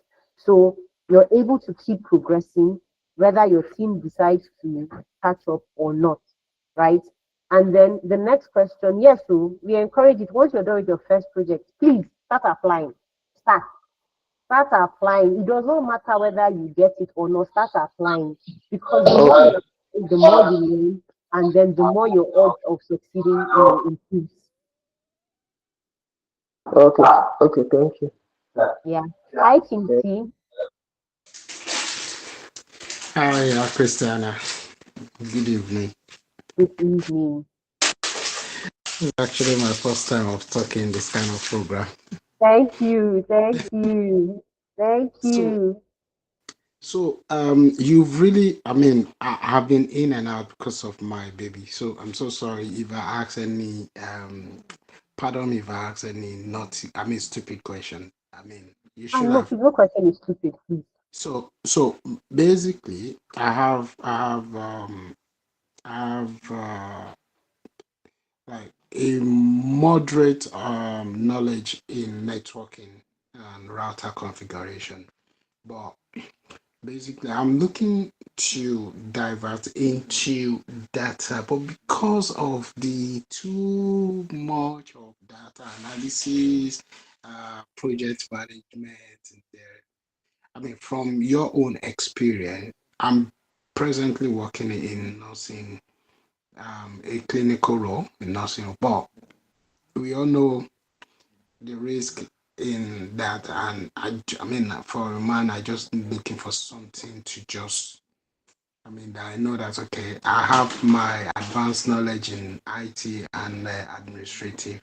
Yeah. What would you advise as someone who have detailed understanding in this terrain aspect of new data aspect of technology?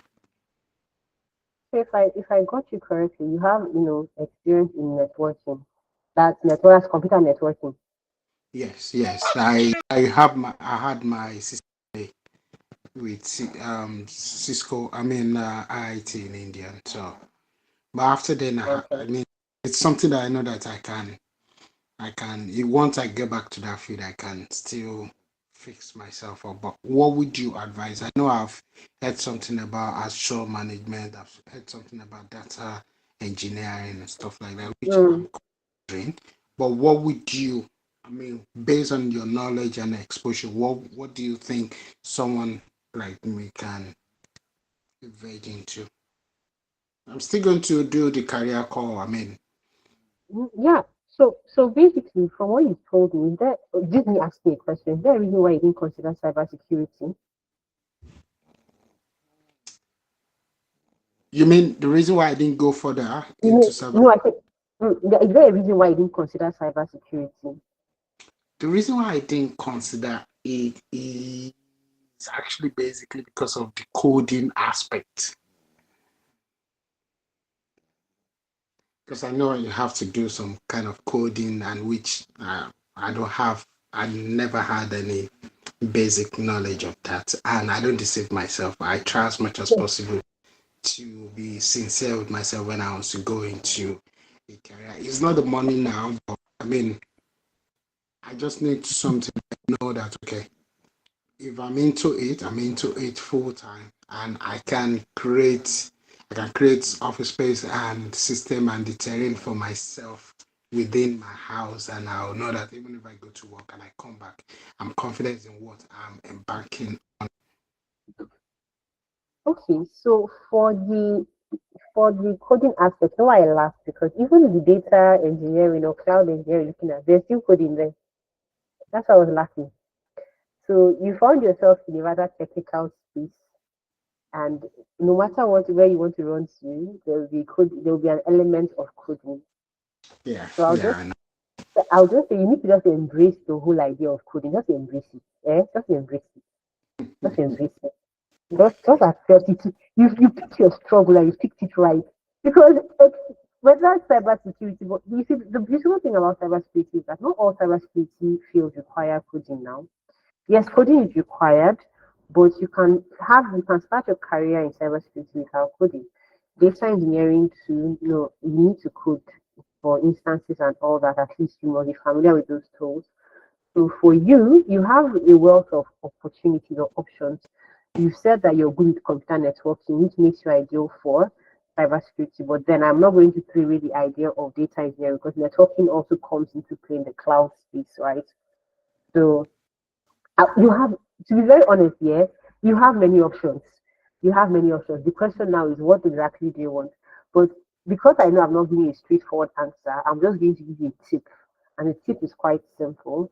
Figure out, what exactly do you want to do? And then not just what you want to do, the environment you find yourself, what roles are they hiring for? And yeah, like data science. Someone just said the data science and coding are like 5 and 6. I don't know how you want to run away from this, but just No, no, figure no, no, out. no. Chris, Just sorry to interject. It's not that. When I say I'm running, not running. I know one of my friends have told me because all I need to do is just to stay in, look through it, just couple of minutes. I know I can fetch into it. And I know the moment you said cybersecurity, I was just laughing now because it's as if when someone tell you that this is what you're still coming back to do, and you're hearing it from another person, because the truth of the matter, I'm not trying to discourage anyone that's going into other field. I mean, cybersecurity is something that is still more limited and have more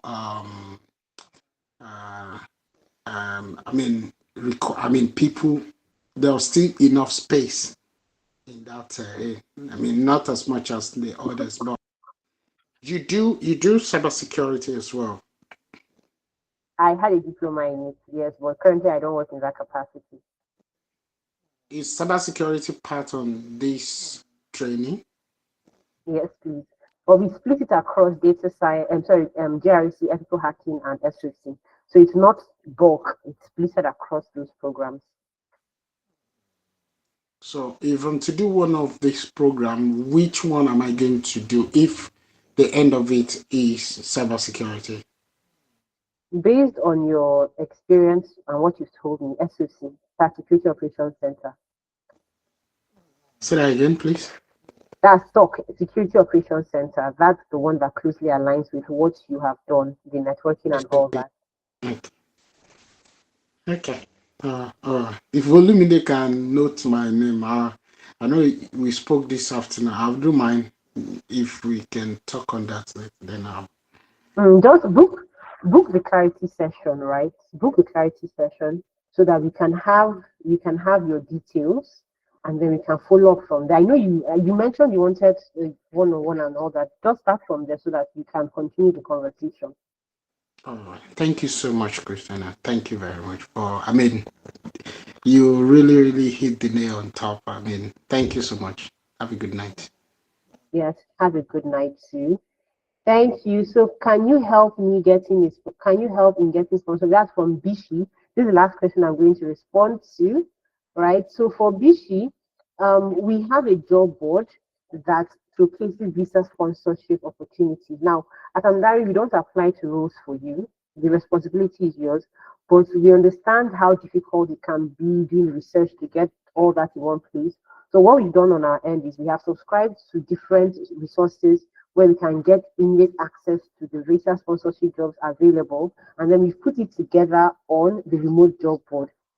Now, I know that you've enrolled for your first installment, and the beautiful thing is that in the coming weeks, you have access to the platform where you see the visa sponsorship jobs, and from there, you can start applying to them. So confirm you got that. I don't know if you're, yeah, okay, you've gotten that. Brilliant. So thank you so much to everybody who joined the session this evening. Thank you. Please make sure you fill the attendance form if you've not filled it. And if you still want to have a follow-up conversation, you can book a clarity session with us. I will be happy to respond to you. And I'm sure my colleague will also be happy to respond to you, right? So have a brilliant evening and a wonderful night rest. Bye. Okay, somebody said something. Where is the attendance? Okay, Olumide, please, could you kindly share the attendance again? The link to it.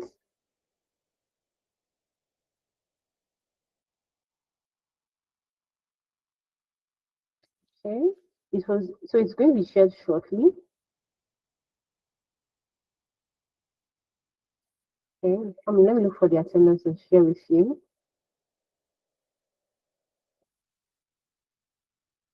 Okay, brilliant. So it has been shared. So, okay, bye everybody. Have a wonderful night rest. I think the recording can be stopped now.